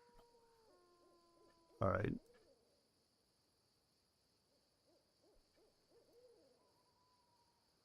Okay, so you're flying, right? No, not exactly. I am not a flying creature. Okay, so all three of you just kind of walk up to it, right? You walk on the ground? Yes. Mm-hmm. Yeah. Okay, so anyone who comes within 5 feet of the pit's edge causes the side to slip away. Oh. So inside the pit is a brush Thysaline. You guys have fought them before. But as you get close to the edge, I will need all of you to do a grab an edge. So let's see. Would my 2 pounds really cause the edge to slide in? You're probably safe, but both Picklock and Dominic, you can either make an acrobatics check or a reflex save. Ooh, what's better for me? Well, you already did it once, I think. I think you said reflex is better for you. Before it was athletics versus that acrobatics. I got fucking 10, dude. Well, I think it's Thysaline is puppy adjacent. Let's check something here. Hold on. Let me Athletics, I would think, that's general strength, toughness, and also like explosive movements, but like acrobatics would be like, oh shit, the ground's slipping underneath me. I need to do a backflip to get the fuck out of the way. That's acrobatics. So yeah, I could totally see it being acrobatics in this situation. It is. I'll be right either back, guys. acrobatics or reflex. If you look, I put it in the chat. But yeah, I'll take acrobatics. Probably. What's my reflex? My reflex is 12. My acrobatics. Oh, my reflex save is better. I'll take my reflex save. Boom. Yeah. You almost critically save, so you grab the edge. Also, Dominic grabs the edge. So you're both hanging on the edge. To get out, you'll both have to make climb checks. And you should have climb on your sheet. You can just climb. Where's if you climb? go to the actions on your sheet, and if you don't, I can put it on there. If you scroll down, ooh, I'm not seeing climb. You got a ton of them on there, but I don't see climb. So it's on the actions tab under encounter, right below balance, climb, commanded animal. Oh, it's on the basic. Yeah, you can click on the basic macros and do that. Hero point. You don't critically fail, but you don't succeed. So you fall. I mean, you hold your position. No problem. You're out. No, I mean I was doing a hero point on that first one, so I didn't fail. Right. You pulled Okay. yourself out. Okay. Pull myself out. Yep. That should have. What, you had 2 hero points? Oh yeah, I guess I did give you 2 hero points. Okay, so you're out. You can tell there's a Thessaline down there, but you back away from it. Picklock, you just need to make a climb check when you get a chance.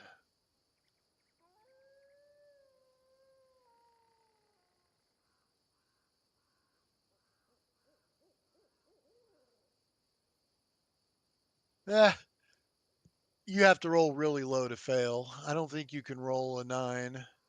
Do it one more time. You definitely don't succeed on the 14, but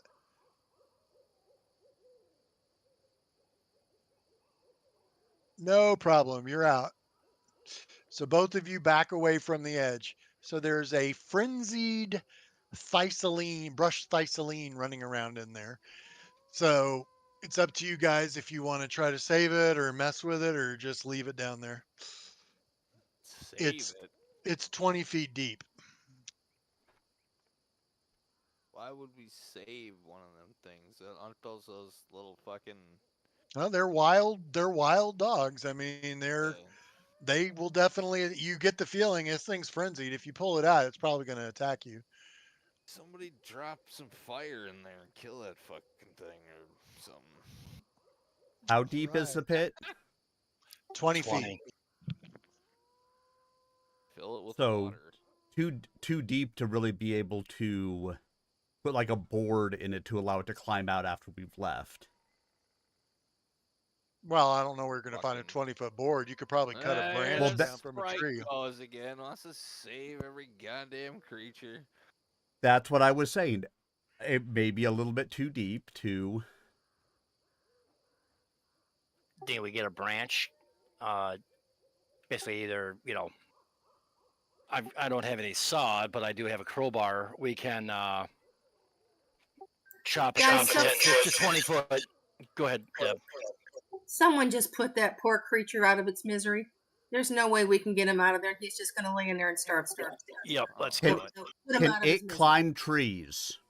Fucking the ranger. Look at that. Fucking word of wisdom here. It has athletics, so it can absolutely climb. If it can climb a tree, I can put a tree down there in the pit.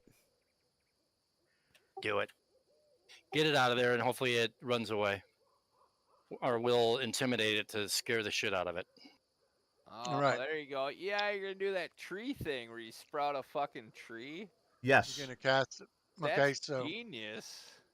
Where are you going to put the tree? You're going to put it here, here. Yeah, I'll put it here. Somewhere away from him. Yeah. All right, let's have it make a. First, I'll have it make an intelligence check. It sees a tree. It sees a way out. It will try to climb out. I'll have my long sword and shield out. Weapons and ready, bro. Yeah. once it gets out, I'll start hitting the sword with the shield, make a lot of noise to make it run away. Okay, so you would make a. Let me take a intimidation or intimidate. I'm trying to think skills with intimidate. Right. I believe there's coerce, maybe demoralize. Demoralize. Make a demoralize check, and if you roll high enough, you will succeed at scaring it off. In fact, you can target it and then demoralize. In fact, I can't hit demoralize unless I target. There you go. Boo. Dude, I'll totally do that too. Damn it. It's not a critical failure. It's mainly because of it doesn't understand your language. Other people can do it as well. But Picklock must have had a bad experience with goblins. it's frightened. It kind of looks past you at the goblin behind you, and it takes off. So I'll give you all credit for a. You said it was a covered pit, Chuck? It was at one time a covered pit like a hunter would make, Oh, but okay, right. it fell No, it's through. not. Gotcha. Yeah, it fell through, so the pit's no longer covered. So that was let's see, you guys are level 4. So that was 20 XP. So I'll give you 20 XP real quick. And I guess you guys are making camp. Correct. And then in the morning you can finish your reconnoiter. He says, "Ah, I see what you're doing. You're mapping, sort of like I do. Very smart indeed." So you already got a campfire. You guys will probably stay away from the pit. Brush Thiceline is gone. We don't have to worry about the pit so much anymore because there's a tree in it. Because the tree becomes after a minute, the tree becomes a normal, permanent tree. Oh, it does? It does. So Yep. cool. So if it doesn't get smashed by a monster that we're fighting, it's just a tree. Yep. Yeah. In So the hunter. hole. Yeah, I'm gonna say the hunter comes back and going, "Where the What fuck this the tree come hell?" from?" All right. It's let me move it later in the evening. It's about 6 o'clock. All right. So who wants to I assume Tim will prepare the campsite. Mm-hmm. As normal. Critical success. You find the perfect spot for a camp. Flat checks to determine encounters for the next 24 hours. That kicks the DC up by 2. I need to. You guys are in the green belt, I believe. We are. Let me look. Let me look at the other map. Yes, you are in the green belt. So cool. So that kicks the encounter DC up 2, and everyone can start doing their usual thing. Check. God dang it. I'm about to go through each of these maps and tie them to the darkness controls. Ingredients for days. Damn, dude. It's a bounty up in here. And of course, it's the night of the new moon, so that's why it's so dark. All right, Deb, what are you going to? I guess I'll have. The camping sheet looks different. It does. It did. They updated it. Yeah. So cool looking. Yeah. Well, it doesn't have the area where I can pick my meal and do the check. Actually, Not yet. You go to the third screen. We can't do that. You are the only one who can do that. Okay, so what meal? Just so you guys can see what the next screen looks like. I can see it. Can you see the third screen? We can now. And it says eating. Oh, I have to move it. Okay. Yes. So are you going to do basic meal, fish on a stick, haggis, hearty meal, or jeweled rice? Fish on a stick. All right. So I think you pick fish on a stick, and you click on you either do survival or cooking. You pick which skill you're going to use. There's a pull down next to survival. And then you click the dice under fish on a stick. Oh, okay. Yeah, that's cool. See where it says basic meal? Any one of us nerds who has enough skill can do the basic meal thing. Yep. You know, if no one is good at cooking, but since Julie Lynn is good at cooking, she can do all them other fancy ones. She may want to use a hero point on that. Because she's burnt the shit out of them skewers, huh? There you go. 21. I forget what the DC is on it. It's a 17. So it is a success, not a critical success. So I will change it to a success. And I will apply the meal ingredients. And, well, it says consuming food. I don't know if it pulled the ingredients or not. Are you really worried about it? We got tons of food. Well, I know, but that's why I want the ingredients. Drag us all over to fish on a stick. Oh, that's right. I have to do that, don't I? Okay, Uh-huh. hold on. Yeah, I'm learning. Oh, there we go. Okay, now I And apply now a if you meal. consume, there you go. Yeah, and you all should get Ah, the yep. benefits. No, There I you see go. that. I see that thing, the little dish. Yep, it's just a matter of learning it. All right, and I'm going to go ahead and Mike succeeded at telling a campfire story. The only thing left is organizing a watch, I believe. And then do an influence on Jubilos. Yeah, and let's real quick see. Well, you haven't. He won't add to the camp yet because you haven't gotten him higher on influence. Otherwise, I would bring Jubilost into the camping ingredients. All right, so let me see if there's any encounters. So the encounter check number has gone up.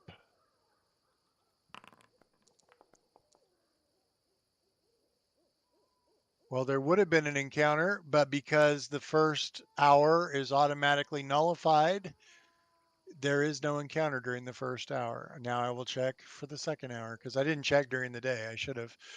No encounters in the first hour. So then he does his storytelling, and this is when you'll do your influence.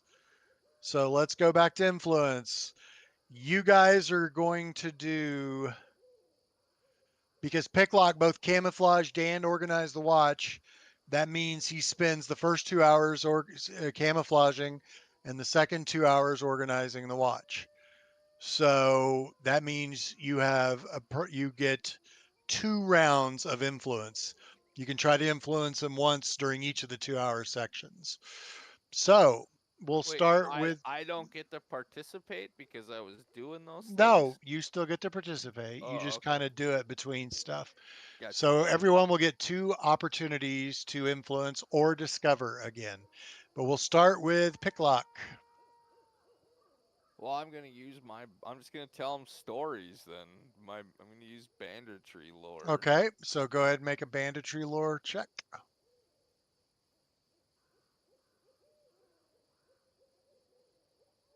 Open my character sheet. Bah.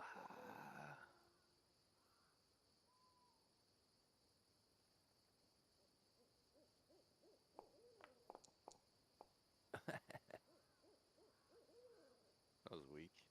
He seems impressed with the stories, but not enough to just totally move him. I could use a hero point, I guess. You can if you want. It depends on how important it is to you. Might as well.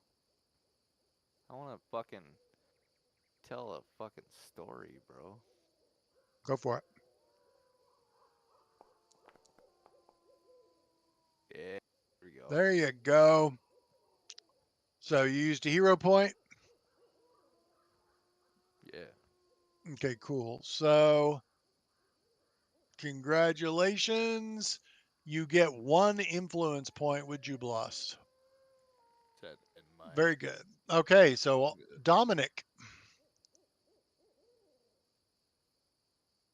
So discover is still your 3, right? So it's still Discover is perception. still academia, lore, crafting, or perception. Right. Okay. Do you want to learn another thing to influence them or the resistance? Yeah, that's what I'm thinking. Okay, Right. go ahead and make another perception check or crafting check, whichever.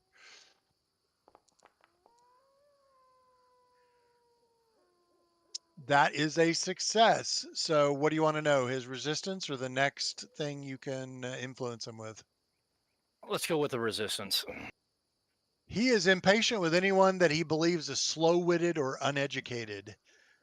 At my discretion, a character who behaves in such a way, including any PC who attempts to influence him with an intelligence based skill and critically fails, suffers a -2 circumstance penalty to future influence checks against Jubilost. Sounds good. Okay, The rest of the so party, move, don't be stupid. we will move on to Deb. Okay. Um, Is this something that a recall knowledge would help me determine if a 2-point difference between a lore and a crafting would make a difference?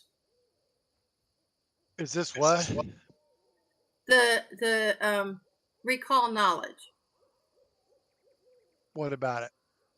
Is it something I could use here to determine if I should do a crafting with a +7 or a cooking lore with a +9? It's half a dozen of one, six of the other. In other words, Okay. It's they're equal. So, two apart, so they're equaled out. So yeah. Okay, cool. Well, in that case, I noticed he was enjoying the fish on a stick. So I explained to him how I go about making it and the benefits of it when it comes out really well. Okay, go ahead and make a influence check. Public or blind? A public, always public on these. I want you guys to know how well you did. Okay, that is a fail, unfortunately, but not I a know. It critical was a fail. 19 and rolled over to a 5. All right, we will go to Sir Arminus. Everyone's going to get another chance, so. I would like to take the opportunity to talk to him about the forest. Ah, okay. Are we able to use a +1 status bonus from the campfire story success? Absolutely. Nice. I still don't think either of the two failures would have been high enough, though. Yeah, I totes needed my hero point. Okay, this is lore. Unfortunately, that is just a little shy. Oh, hold on. No, it's DC 17 for non-academia lore. So no, that is a success. So you now have Jubilest up to 2 influence, which is one of his thresholds. His attitude increases to friendly if it wasn't there already, and he agrees to take part in encounters with the PCs fighting at their side. So you have him up to a 2. Oh, yeah. So now, well, And now I expound about the now benefits we're of the forest. reconnoitering. Now we're reconnoitering. We got gnomes in a fucking party with us. That's right. Well, just this one gnome. Yeah. All right, and then of course, Mike's character, which got too much crap up on my screen. All right, let's see. Crafting for him is a +6, and his knowledge, all of his knowledge skills are +6. So I think he's going to stick with crafting because crafting is a lower. Oh Lower God, DC, I yep. keep rolling so well for him. You know, he rolls well for him too, so it's just Yeah, most of the time. So let's see, and he may show up. He said he might show up at 9. Let's see. So 25, and the DC for crafting is 15. That is 2 points of influence, which kicks him up to the next tier. Influence 4. Jubilost invites the PCs to help make decisions about what infused items he creates every day, and his unique and alchemical items and skill feats become available as options for the PCs. So Oh. I will basically say that he can now participate in camping stuff. And let's see, I have to put him. Did we just find a fucking alchemist to dump in our goddamn capital? Because that's what it sounds like. Like Need this to bitch. drag him from the sidebar. Let me see if I can drag him in from. Damn it, Jubilost. Hold on.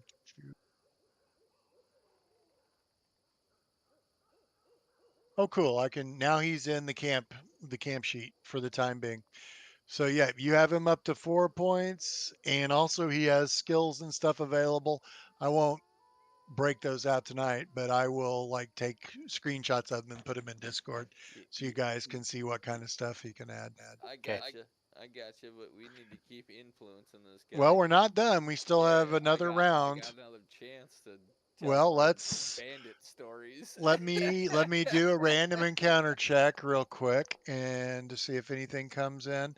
Nope, this next 2 hours is also going to be as it gets even darker. It's now 10 o'clock at night. Okay, so go ahead and do your next round, starting with Picklock. All right, I'm gonna tell more bandit stories. All right. He has one more tier. Don't be sad. Yeah. You don't need one more tier.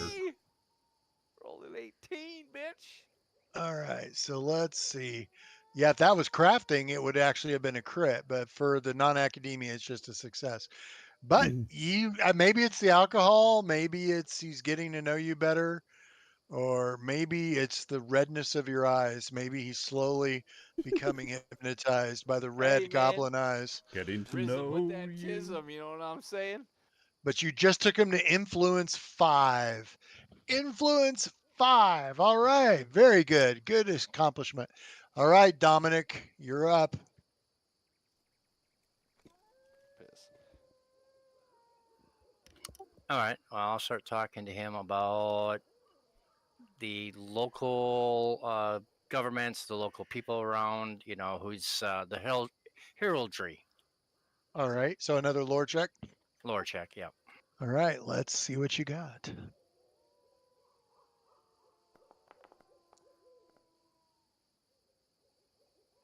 Oh, damn. I wish that had been crafting. That would have been a success. It is 2 points short of a success. So Why did?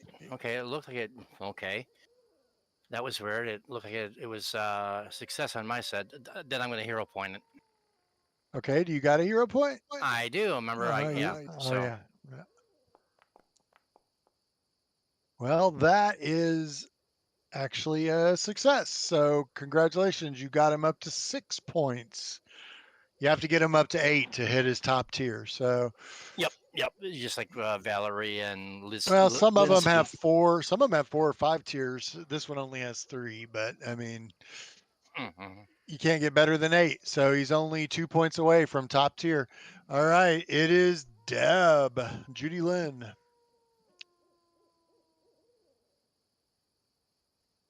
And you said there's a +1? Correct. When you roll it, you should be able to just toggle on the campfire story. Yeah, there should be a toggle when you roll your skill check. You should see a toggle flipped off on the little box that pops up, and you just flip it on. So actually, Troy might have succeeded. No, it had to be a 17. What, Deb? No, campfire story is crossed off for me for some reason. It doesn't matter. Just Never click. mind, I figured it out. Ooh, that is so close to a crit. God, I wish it was a bit on crafting. I thought you said crafting was a 15. Oh, I thought you were doing it on cooking lore. No, crafting check. All right, then that is a crit. You kicked him up to 8. So he is very impressed. He's very impressed with all of you. So getting him up, let me mark him off first. Let's put him up to max an 8. Let's see. So he is capped. Okay, good. He is capped. Jubilost, 8 points, capped. Okay, so we got 3 people capped. Sweet. So when he's capped, you basically get access to all of his stuff. He can help you rule if you want to fill one of the, because there's only 5 of you, or is there 6 of you? There's 5, and there's 8 positions. So you're going to have to draw at least 3 people from your group of friends to help you rule, because you have to fill all 8 positions. Make a good choice for something. All right, but this is what you get for the librarian. Capping him. There is no librarian. Let's see. That's the problem with these kingdoms nowadays. Jubilost becomes helpful to the PCs and sets up shop in a settlement of the PC's choice in their kingdom if you want him to. This grants the settlement a free alchemy laboratory structure that you don't have to pay for. Additionally, he gifts each PC with up to 10 gold pieces of assorted alchemical items of their choice. So between now and the next game, you can look at, these are going to be like consumable things like elixirs of life, or you just look at all the different alchemical items and he will gift you up to 10 gold pieces worth of any alchemical item you want. I mean, I don't think you're going to be able to go much higher than level 4 on alchemical items for 10 gold pieces anyway. But if you can find something really badass for 10 gold pieces, you can have it. If it's rare, though, you will have to get my permission. But okay, so you guys got Jubilost all the way up. You all are tired because it's already 10 o'clock, so you decide to finally rest. And let's see.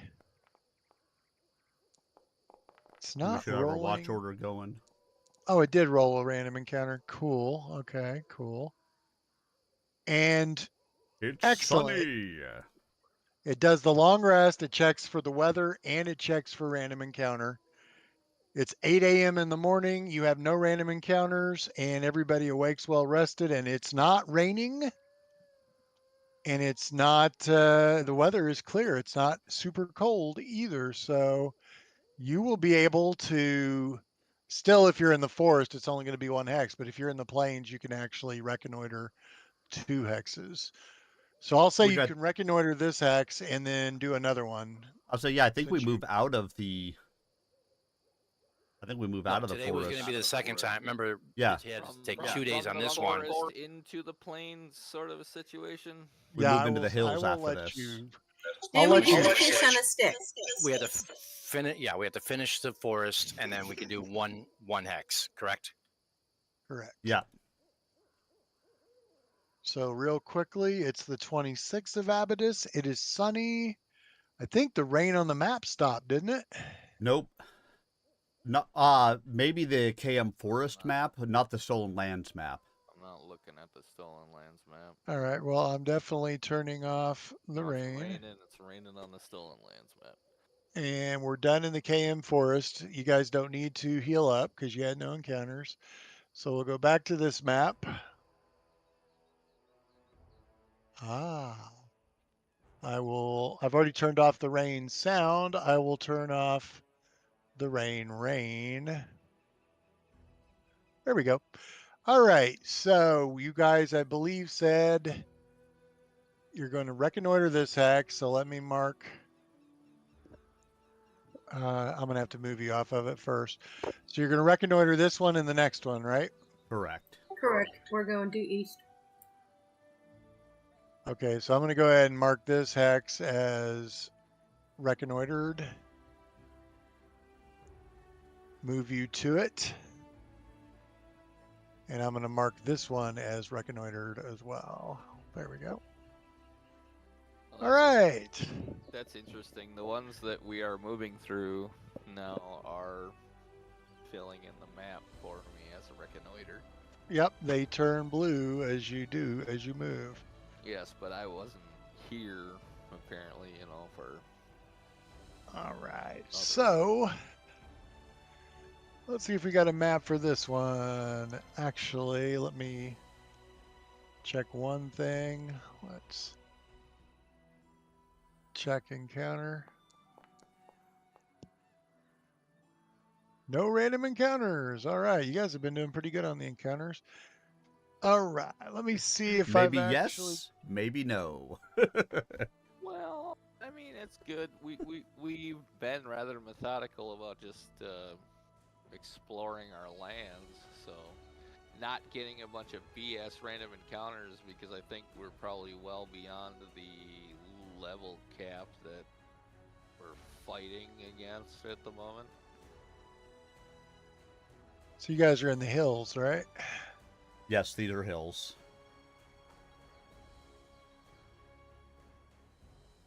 The hills are alive with the sound of picklock.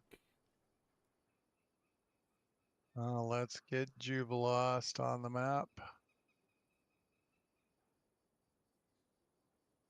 So there's kind of a weird. Let's draw this. Let's see. We'll do freeform.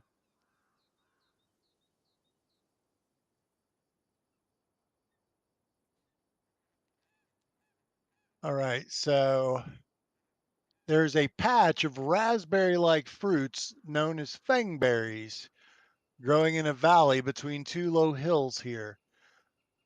It appears to be kind of a thorny thicket. Now, you guys should recognize the name of fangberries. Because we gathered a basket of them for our. Those were moonberries or something, weren't they? No, that was for the stew for Svetlana. I believe Bakken gave you a quest to gather fangberries. Let's see if you. He did. Yeah, it was moon radishes were the other things. So yeah, you have a quest to gather fangberries for Bakken for potion ingredients. So you have finally found the fangberries, and they are in that area that I've drawn. Unfortunately, much of the thorny thicket is draped in the white gossamer of silk of spider webs. The best of the berries lie at the heart of the thicket, but harvesting must be done slowly to avoid being lacerated by the thousands of fangberry thorns. So if you want to gather the fangberries, you have to go in there. Let's see. So you have to figure out how to get there. It will require 10 minutes to gather fangberries as a special activity. It's an exploration activity. It requires 10 minutes of work and a successful survival check. Creatures wearing medium armor gain a +2 item bonus on this check, while those in heavy armor treat their results as 1 degree of success higher than the actual roll. Anyone with the Woodland Stride ability or similar effect automatically earns a critical success. So I don't know if Raven has Woodland Stride or not. I don't think I have woodland stride, no. It is normally a druid thing, but Yeah, let's see. not something I have.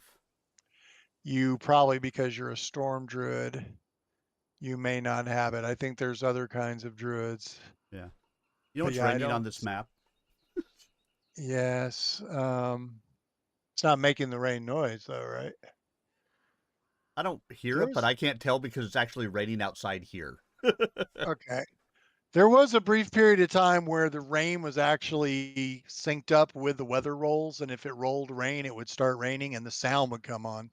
They've turned for some reason that got lost, and I haven't figured out how to get it to work. So I have to manually do it, but it's not a big deal. I do love the rain when it's raining. I like you to hear it and I like you to see it. So it's oh okay. Well, we should have time to do this. So if you guys, whoever wants to try to gather the fangberries is going to have to go in the thicket and spend 10 minutes of work, and you're going to have to make the survival check. So who, if anyone, wants to try to gather fangberries? I will, All right. by all means. All right. So whoever wants to go into the fangberry thing can move their characters into the fangberry thicket, and we will do the checks. Let me see how good Mike's I only got survival is. 5. Fuck. Yeah, I'll do it. All right. Let's see. Mike is not, he is, goddamn, Mike's trained in almost everything. Fuck. I'm gonna have to ask him if he has this many skills. This is Is crazy. he a rogue?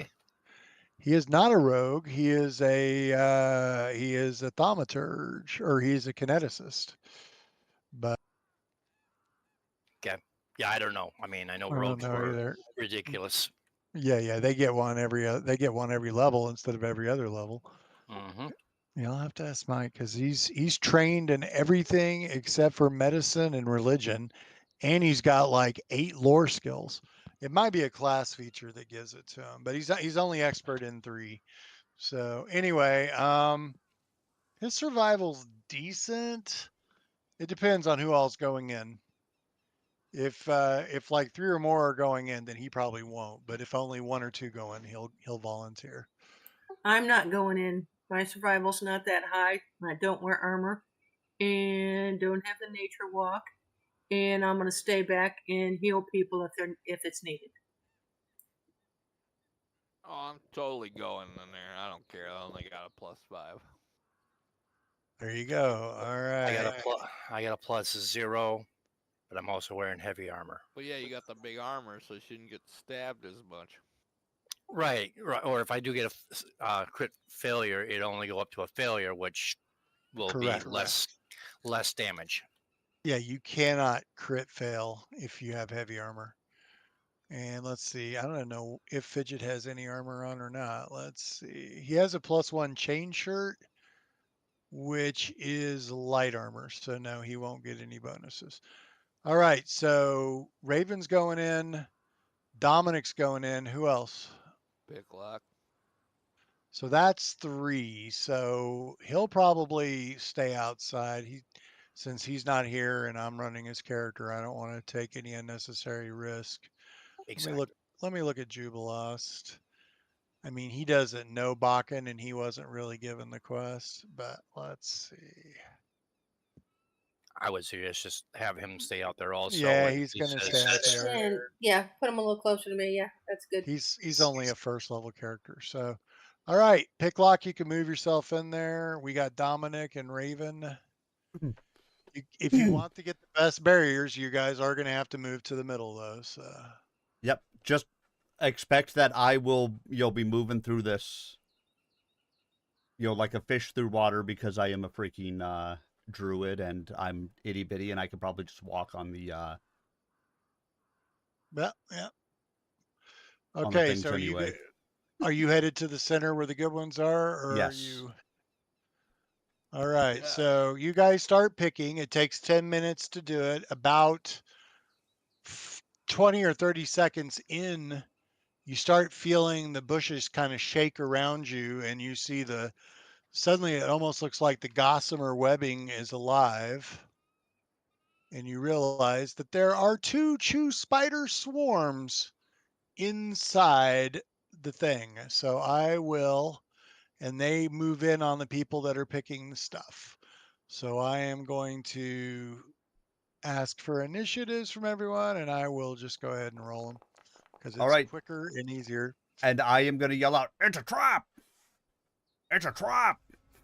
Yes. A running joke for our friends.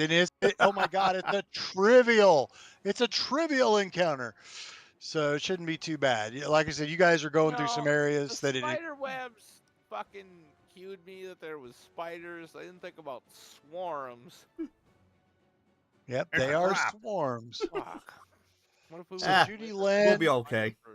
you hear Raven scream out, "There are spiders in here, swarms of spiders."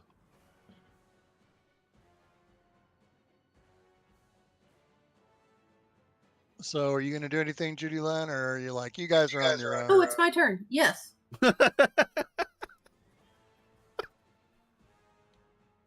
I know it's weird with him rolling initiative for us.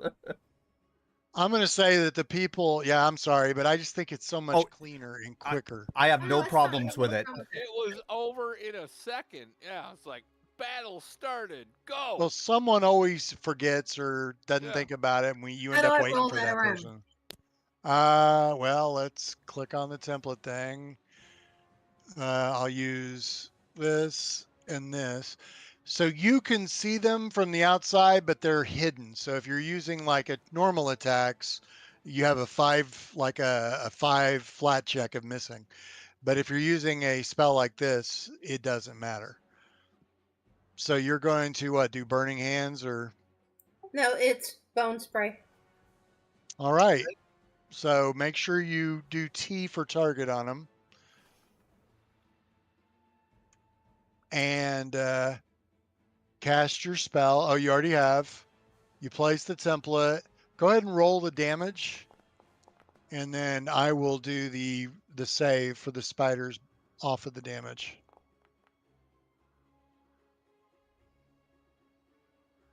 Okay, they saved, but they did not critically save. And because they are a swarm and they're weak,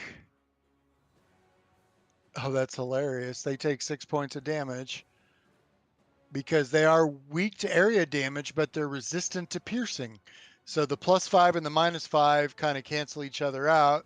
So they actually end up only taking half damage from the thing. I don't know if swarms can bleed or not. Hold on, let me. Are they Probably immune not. to bleed? No, they're not immune to bleed. So apparently they can bleed.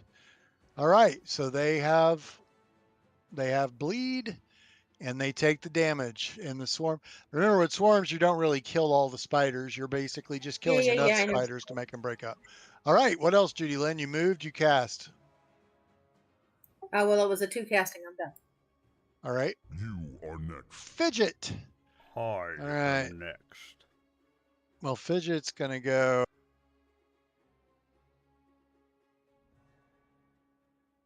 It actually has decent movement. He can see the swarm in there. What's he gonna do? Let's see. Let's see. I think he's gonna do the 2-action elemental blast. I'm going to real quickly give the swarm the hidden condition, I think. Let's see. I got a new cool module from Pathfinder Workbench called the Conditions Manager. Instead of having to right click on it, I can just click on the token and then click on this macro and it gives me a big old screen with all the conditions. It's so much easier than the right click thing. All right, I'll give him hidden. Hopefully it's the swarm that's hidden and not. No, I don't want him to have a DC 11 flat check. What's the one between hidden and observed?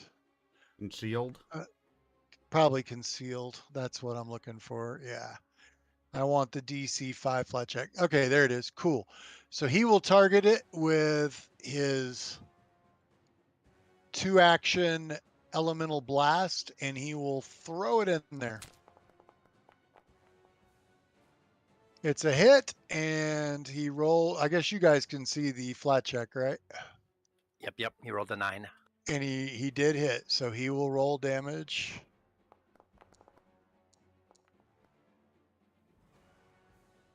Don't roll the flat check on the damn damage. I already rolled it on the hit. All right, so the Chew Spider takes the 10 points of damage. And ooh, that swarm, he burns off quite a few spiders. Now I'm going to turn off the hidden.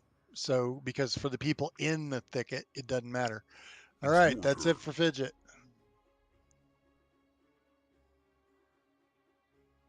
All right. So we can see them just fine. Yes, if you're in the thicket, you're amongst them. You see the group of spiders. It's just for people outside the thicket. All right, so I'm going to roll damage, and we'll see if it gives you Yep. the basic reflex save. It should. Yep. Damn, D12s. It It's sure my does. focus spell. Here we go.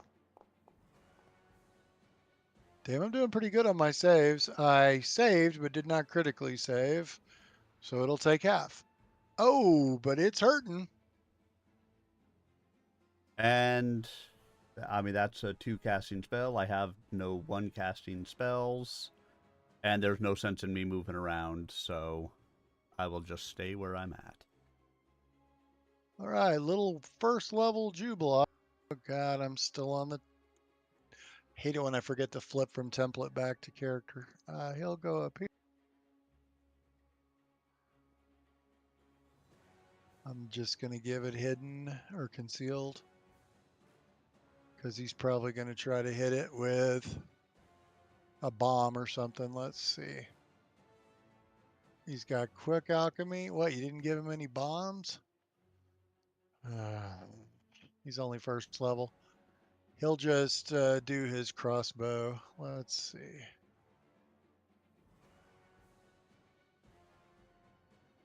Okay, why doesn't it have attack roll? There we go. All right. He'll take an attack. Oh, well, I guess it helps to have something targeted. There we go. Let's give him 9 bolts again. All right. Okay, crossbow is loaded. Fine. Critical miss for a first level character. All right. He will reload, and that will be his action. All right, Dominic. You are next.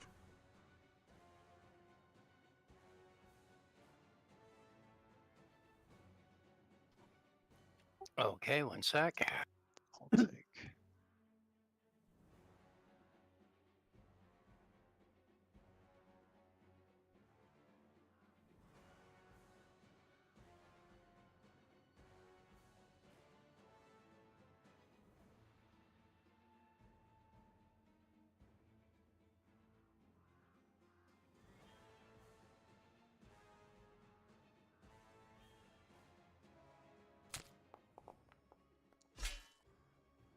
That is a hit.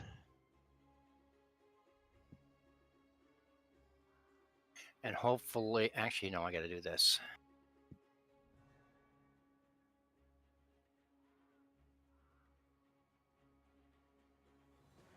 Okay. So hopefully the damage comes out correctly. What do you got to do? Oh, put the weapon surge. Yep, yep. And it does not. Do you have to put it on the weapon maybe, or?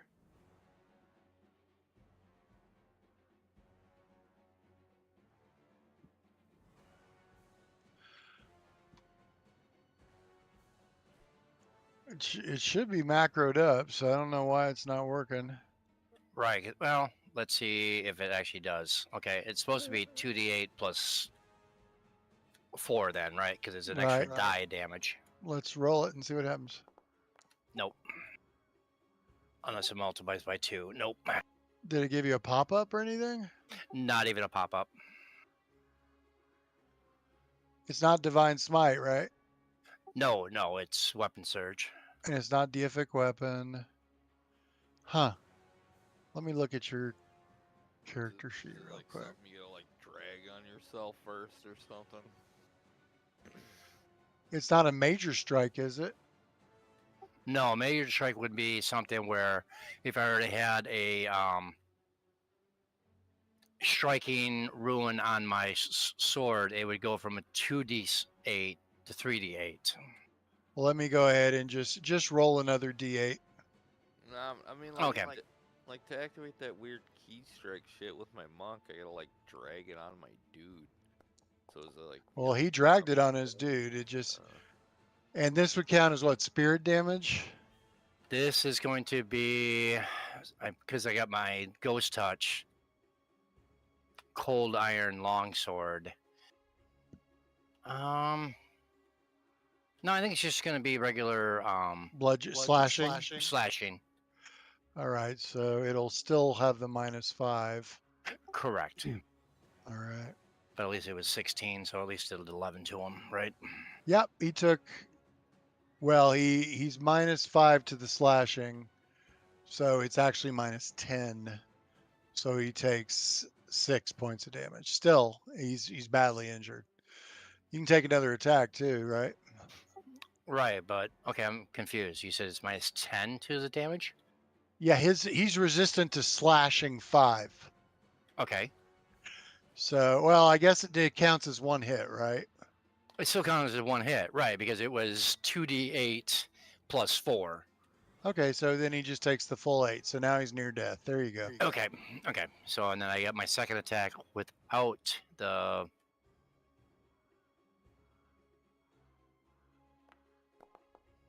Ah, shit. Nah, well. I have to target him. Yeah, well, the I'll good do it news again. is, there you go. I still missed. Actually, yeah, that's a miss, unfortunately. Okay. Well, I guess I can't hero point. It is Nope. your turn. All right, Picklock.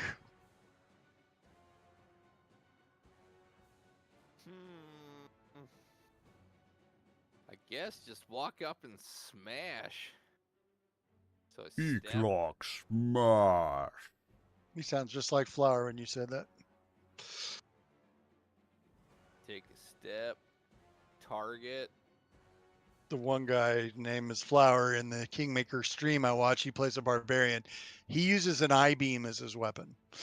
So, That a boy. and he always says, "I'm going to walk up and I'm going to smash," and he does a. So I guess we'll quick draw strike. Okay. With a rapier. Do it. Ooh, that is a crit.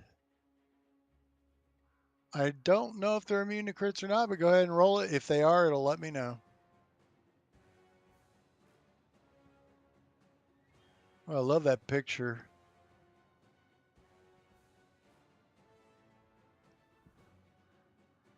Okay, so yeah, just hit the crit button on your damage and Holy it'll. fucking Hannah. Why is it giving me sneak attack and deadly D8 and all that automatically? Well, deadly is because it's a crit, and it's off guard because of your surprise attack, so that's why the sneak attack is in there. Alright. I'll take it. Don't look a gift horse in the mouth, man. There you go. 30 points of damage. Do it. Do it. Look a gift horse in the mouth. Do it. It only took 17 of it because it's immune to precision, so it did not take any of the sneak attack. It's resistant to piercing, but it still was enough to kill it. So it is the spiders. There's like probably 20 or 30 spiders left out of the big mass, and they spread back out into the webs and they run off. So you have defeated that swarm. Let me move it back your to you turn. because So that I stepped and attacked. So I have one more action. yep. Going to. And I would say it is difficult terrain in here, so you can only move like half speed. Move 10 feet here. Yep. Sounds good. Done. All right. One swarm is left. It's near death. It'll do what swarms do. It'll swarm me. It'll try to swarm you. I don't think it can get two of you. So it'll move on top of you. I don't know if swarms draw attacks of op or not. You don't have attack of op anyway, do you? I don't think you No, do. I don't. No. I was thinking of another character. I'll see. I don't think they do draw attacks of op. So Troy, it moves into your square, and you, at the end of its movement, they will bite you. So you have to make that reflex save I just popped in there. That is a success, but not a crit success. It's a basic save. So you will take half the damage. Let's see. 45 points. All right, sweet. So I got to figure out how to do this because it's not actual.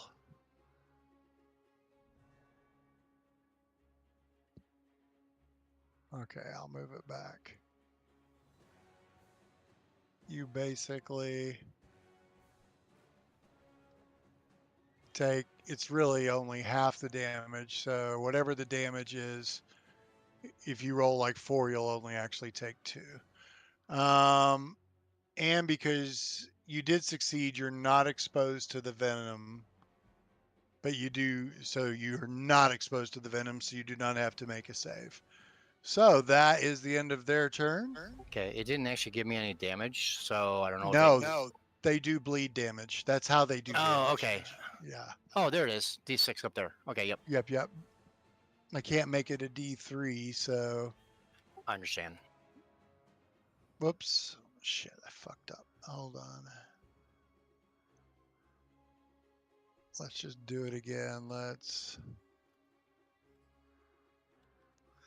Yeah, unfortunately, I don't know how to edit those in process. So, No problem. all right, go ahead, Judy Lynn, you're up. Oh, it didn't roll them on the screen. Can I even see that one that's on the other side of Dominic? You know, you hear Dominic like swinging at stuff, and you can hear stuff climbing all over him. So, So I know there's something over there. yes.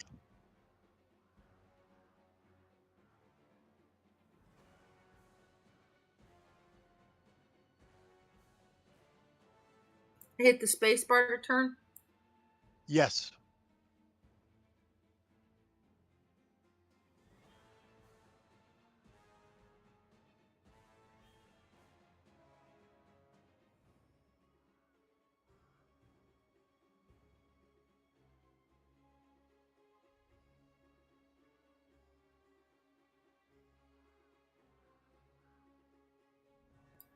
Okay, that's all I'm doing right now. Just in case I need to do any healing or anything else. It will be your turn next. Just worked my way around that berry bush. All right. It is Fidget. He's already down there. I will give it hidden again, or concealed. And I will have him do another 2-action elemental blast. And Now, since it's on me, will that also affect me? I don't believe it has splash. Not. I mean, he's on me. That's what I'm saying. I mean, you have him off of me right now, but No, you will not be affected Okay. by it. He can aim for a part of it that's far away. oh, that's true from too. you, Yeah, so, yeah, that's true.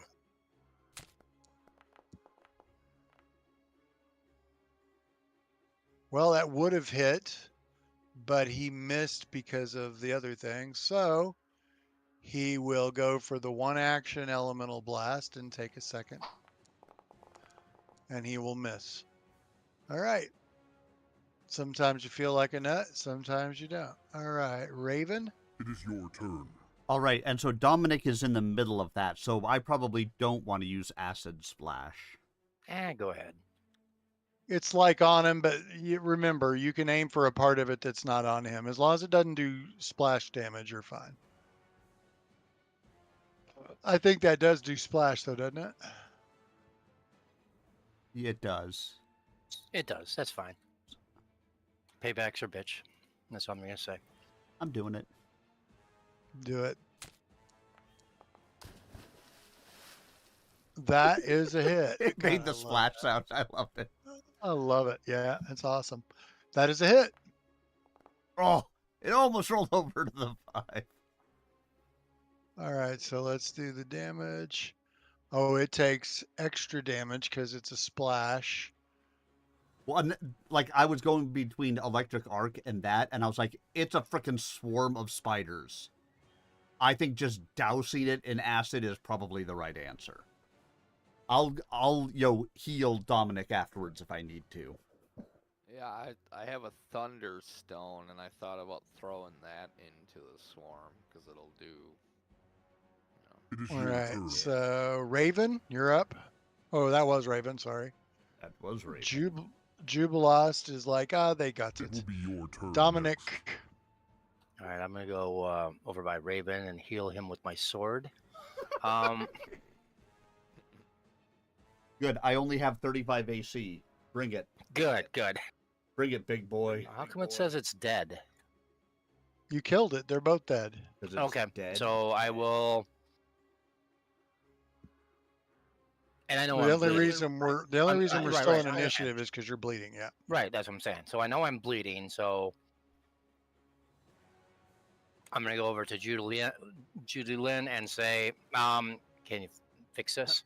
Help me! Help me! It's your turn. Pick lock. You're probably not. You're just going to start picking again, right? Hell yeah, brother! Oh shit, I'm sneezing. Short, go ahead and roll that recovery check. See if you.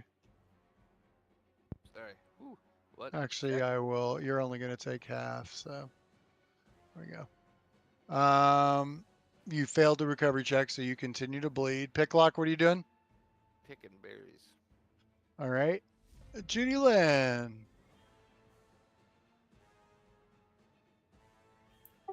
Let's see. I believe there's something you can do with medicine Yeah, Well, there there's is. to battle, try to stop either bleed. battle, right? Battle medicine, I believe is Well, what it's battle called, right? medicine, right? But to stop bleeding, I'm not sure if battle medicine.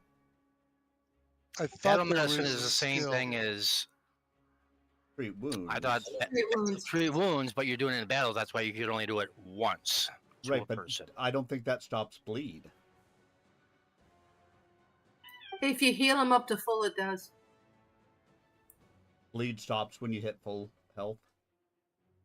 I believe so. Well, no, I think she's thinking of the wounded condition goes away when you're Oh, full that's health right. and you rest for 10 Yeah, minutes. because I didn't think bleed No. went away anymore when you got up to full health. It doesn't. Bleed has to either run out on its own or you have to.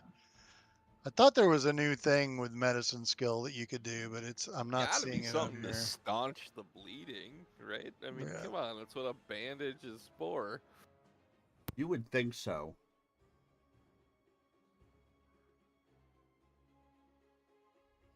I mean, it can't Anyway. be that long. I mean, and if it's a D3, Oh, um, there's something called administer first aid. It's 2 actions. You have to have a healer's kit. Stop bleeding. Stop bleeding, Attempt yeah. a medicine check on a creature that is taking persistent bleed damage. The DC is usually the DC of the effect that caused the bleed. So what caused the bleed? It was this swarm. it was the spider. So I know what the DC is. Deb, you could attempt a medicine check to administer first aid. Okay. What know what the skill DC does is. that use to administer aid?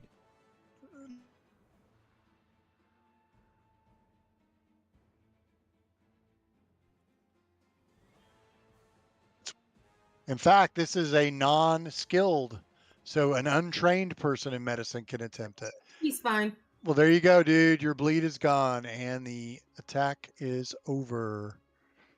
So let me empty the turn tracker. Oh, that was why I was clicked on pick lock. I was like, why is my stop bleed a -1?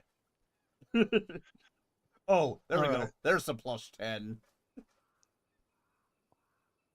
me go back to that map because I just closed the thing that tells me what you have to roll to succeed. All right, we're about done. We just got to resolve now that the spiders are out of the way, now you can spend the rest of the 10 minutes. I assume Troy's going back in. So the 3 of you, I need you to make a survival check. You want it on the table? Yeah, make it an open roll, please. And remember, if you have medium armor, you get +2. Oh, I forgot to put that on there. What if I don't? What if I don't have armor at all? Then it's just normal. All right. I'm looking at Picklock to see what kind of armor. He only wears light armor, so he doesn't get any bonuses. So Raven made the check. Raven failed. You get a half a basket of berries, but you take 1d6 piercing damage and 1d6 persistent bleed from the thorns. Really, I could walk on the thorns. Really, I messed up today. Yeah, you. So I'm just gonna grab the bleed. Hold on, let me do the d6.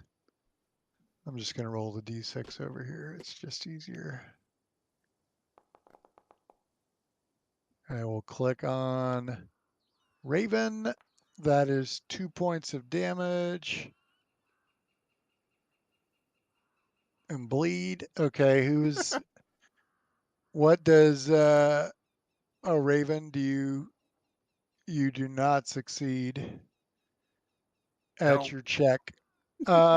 Let's see. Dominic rolled a 2 on the Yeah, I keep on rolling 2s. Like my rolls are horrible at the moment.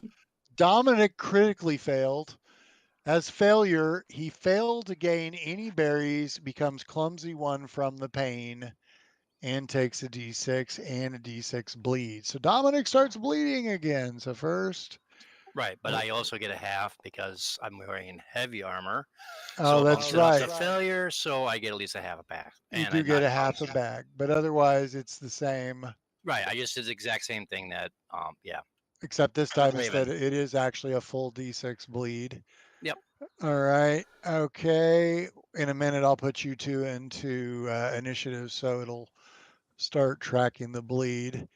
What I just need Picklock to make the survival check.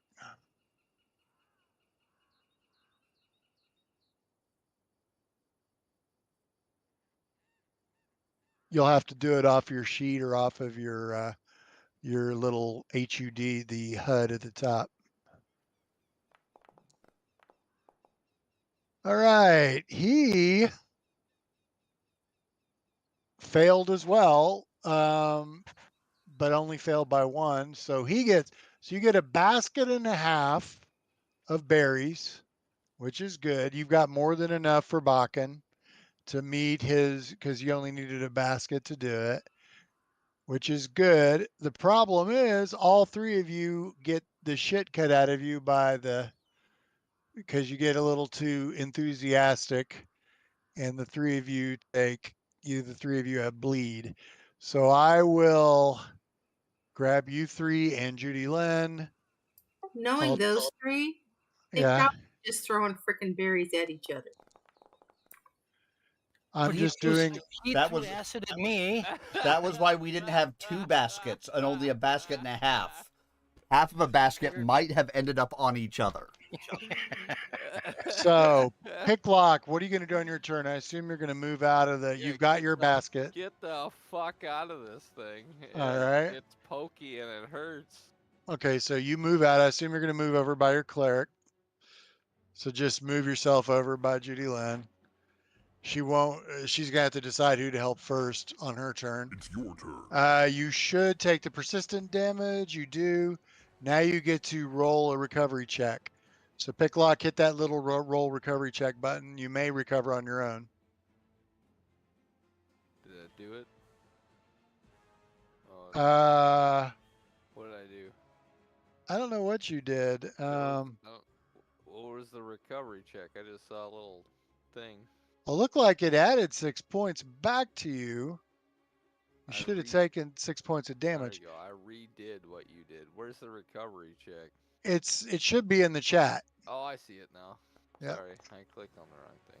There we go. Oh, Bam! you recovered, so you're no longer bleeding. So we can remove Picklock from the combat because it doesn't really matter anymore. Raven, you're up. All right, I'm going to take one action to move out. I will take a second action to try to administer first aid to myself. All right. Because I can. Because you're a druid. Okay, that is a success. So you can remove the bleed from yourself. And we will also remove you from the combat tracker. Judy Lynn, you're up. You don't have anyone in front of you that needs your help right now, unless you want I'm to just heal waiting someone. for Dominic. All right, so you'll delay. All right, Dominic, you are up. Europe and Asia. Okay, let's apply the damage, and then you get to roll a recovery check. Look at that. All right, that ends the combat. That was quick. All right, very good. No XP to be assigned. All right. I'm gonna go ahead and do a 3-thing heal, or actually, I'll just do a treat wounds on everybody. All We right. got time, right? While Yep. we're Go sorting ahead. through. Go ahead and do your healing up and everything. I'll take care of that's where myself. That's where we're going to end the game, or you finish the choose spiders. Well, I mean, it's up to you guys. If you want to do a real quick camping session so we can end on the next day, we can, or we can end here with you all setting up camp. I'll leave it up to you guys. Why don't we start the camping session next time, so that way it's a good way to start it out for the next one. Mike can join us for that, and we can kind of discuss some things during our camping session at the start of next time. You can start discussing the thing, but there's still, I mean, you guys are still a long way Oh yeah, from Oleg, so it's probably going to be a couple of gaming sessions before we actually deal with the creation of the kingdom. that's okay. Because, It's about 9:20. yeah, nah, we're And good. no, Go and ahead. I reckon y'all want to get off of this soon, so there's no reason to try to draw another random encounter, which is what a camping session will do. Yeah, that's why I True. figured we'd start it at the beginning of next one. Like I said, we can do our camping session. Hopefully, Mike is here with us, and we can go through and do that stuff. And then all of a sudden, we get attacked by 6 Thyselines or something. Like, Yeah, I'm just gonna do our game ended with party a basket and a half of Thyseline, fangberries. yep, Thyseline intestines. Yep. Picklock should be fully healed. Oh, yeah, thanks.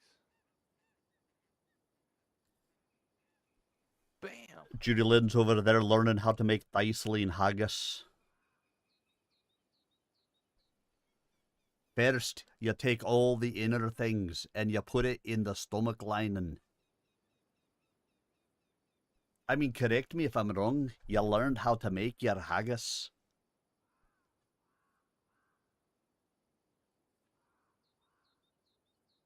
Sounds about right.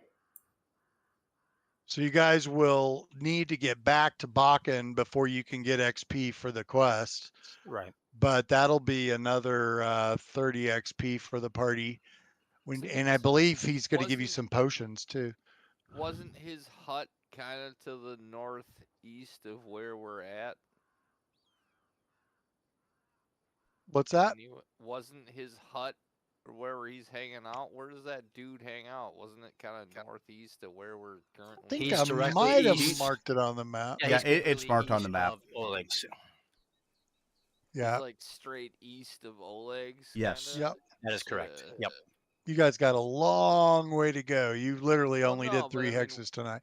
Yeah, we're headed in the right direction already, is what I'm saying. So Yeah. Yeah. continue on that trajectory that we I coursed. mean, I'm assuming that you guys are going to do some of these hexes too. Yeah, no, I'm saying, yeah. if Well, we just do the go- 3 and then right over to Oleg's. Yeah, Yep. we go east, northeast, go up to Bakken's hut and give him his fucking berries, and then go back to Oleg's.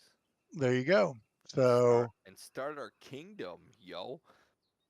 Yep. I mean, unless there's some other desire to pick a different spot. I don't know all the mechanics, so you guys would have to.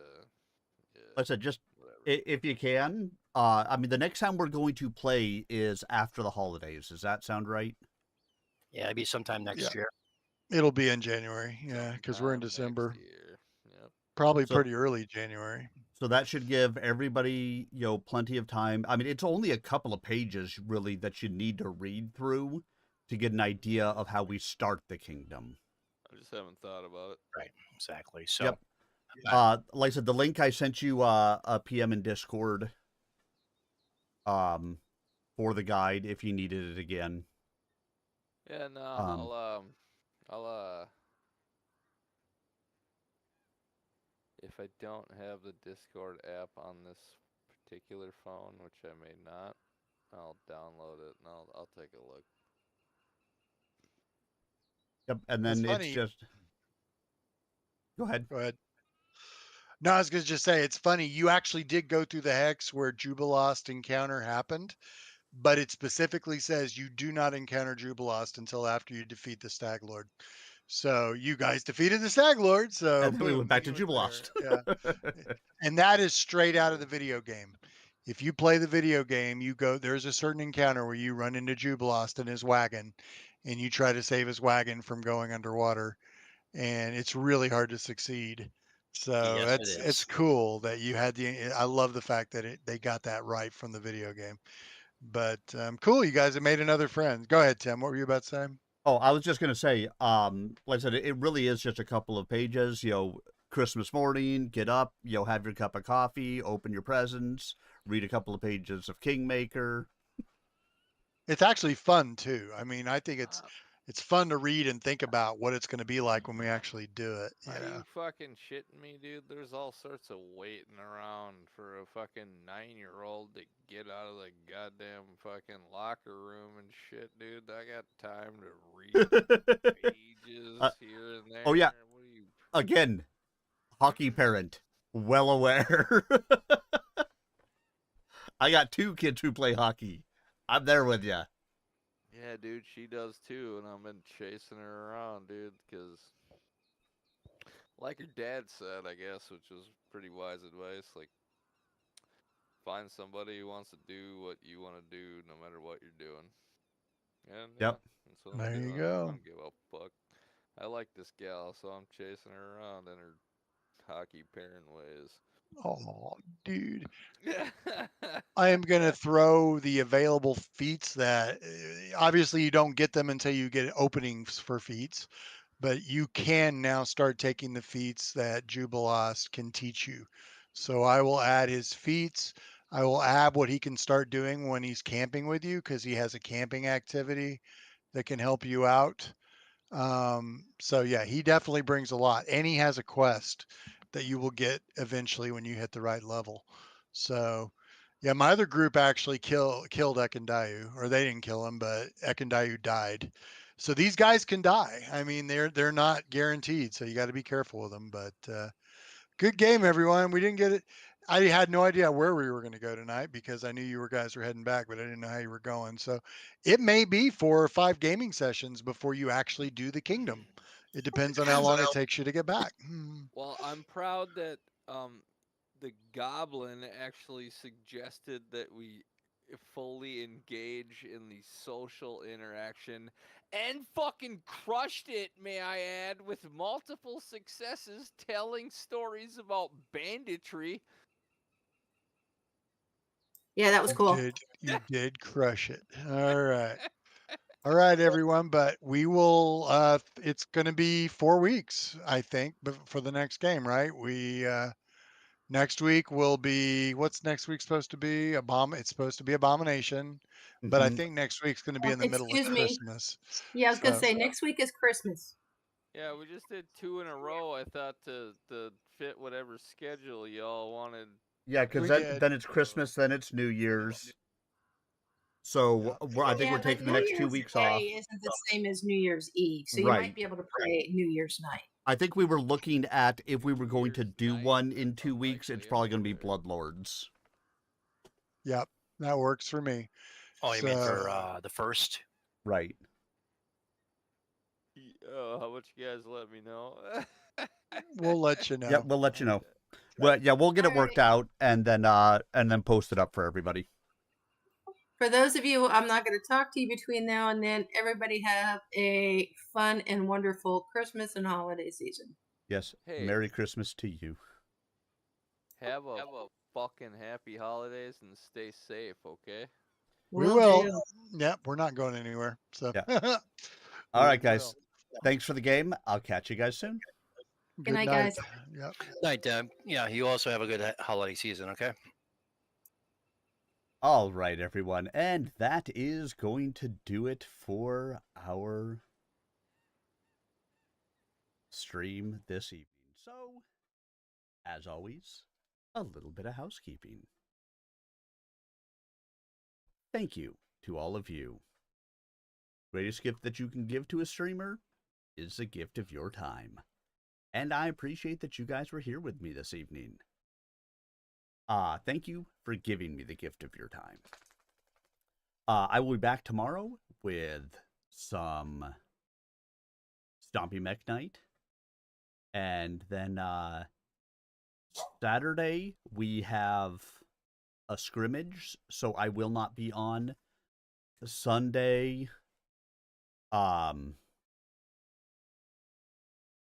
Sunday will be on, or I may be a little bit late because there is a hockey game, but I will plan to be here.